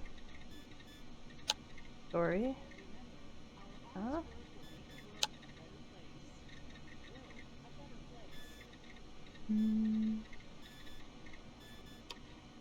Oh, now it's gone. Okay. Does this just automatically save? Save game. Maybe I should have done that a while ago. That would have been smart. Oh, it's got some quick saves and autosaves. That's nice. Cool. Create new save. I don't, yeah, save. Ah, there you go. Yeah, okay, we'll do that, yeah. Cool. Okay. Well, that's where I will leave it. And whenever I get around to doing this one again, I will maybe stream it. I had a good time. I don't know, yeah, it's kind of a newer game. It doesn't necessarily look real polished, but it's... I mean, it seems pretty broad, pretty open, open-ended, and based on all of the things you can, all your choices that you can do in character creation, like, there's a lot of options. And yeah, you'll never play it the same way twice, which is pretty cool. So, yeah, I'm not sure how much this game retails for. So far, I'm pretty happy with the free. But yeah, this has been pretty cool. I could see playing this at least for a while. We'll see how long it keeps my interest. So, thank you everybody for hanging out with me. Have a wonderful evening, morning, day, wherever you are. Happy holidays. I hope you hope you had a good time, or will be having a good time. Eat lots of food. I will catch you all for sure. I might stream it again some tomorrow. We'll see. Otherwise, Wednesday morning at 7:30ish a.m. Central Standard Time, World v World Wednesday, Guild Wars 2. I stream that with my guild on Darkhaven. We do our guild missions and general roaming shenanigans ensue. Yeah, absolutely, no problem. Thank you for hanging out with me, Mouse. It was a good time. And then next Saturday, I will not have a So About Saturday, probably, because we'll be doing my family Christmas, most likely. But I may be back around some other point during the new year. So I will catch everybody later. Have a wonderful night. Thanks.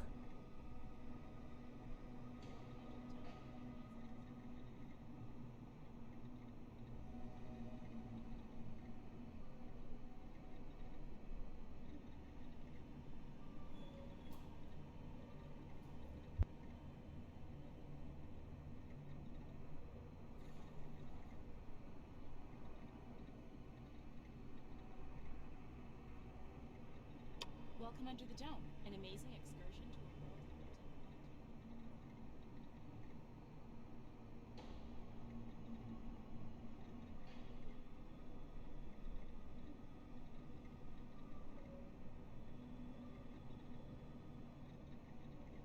Welcome under the dome, an amazing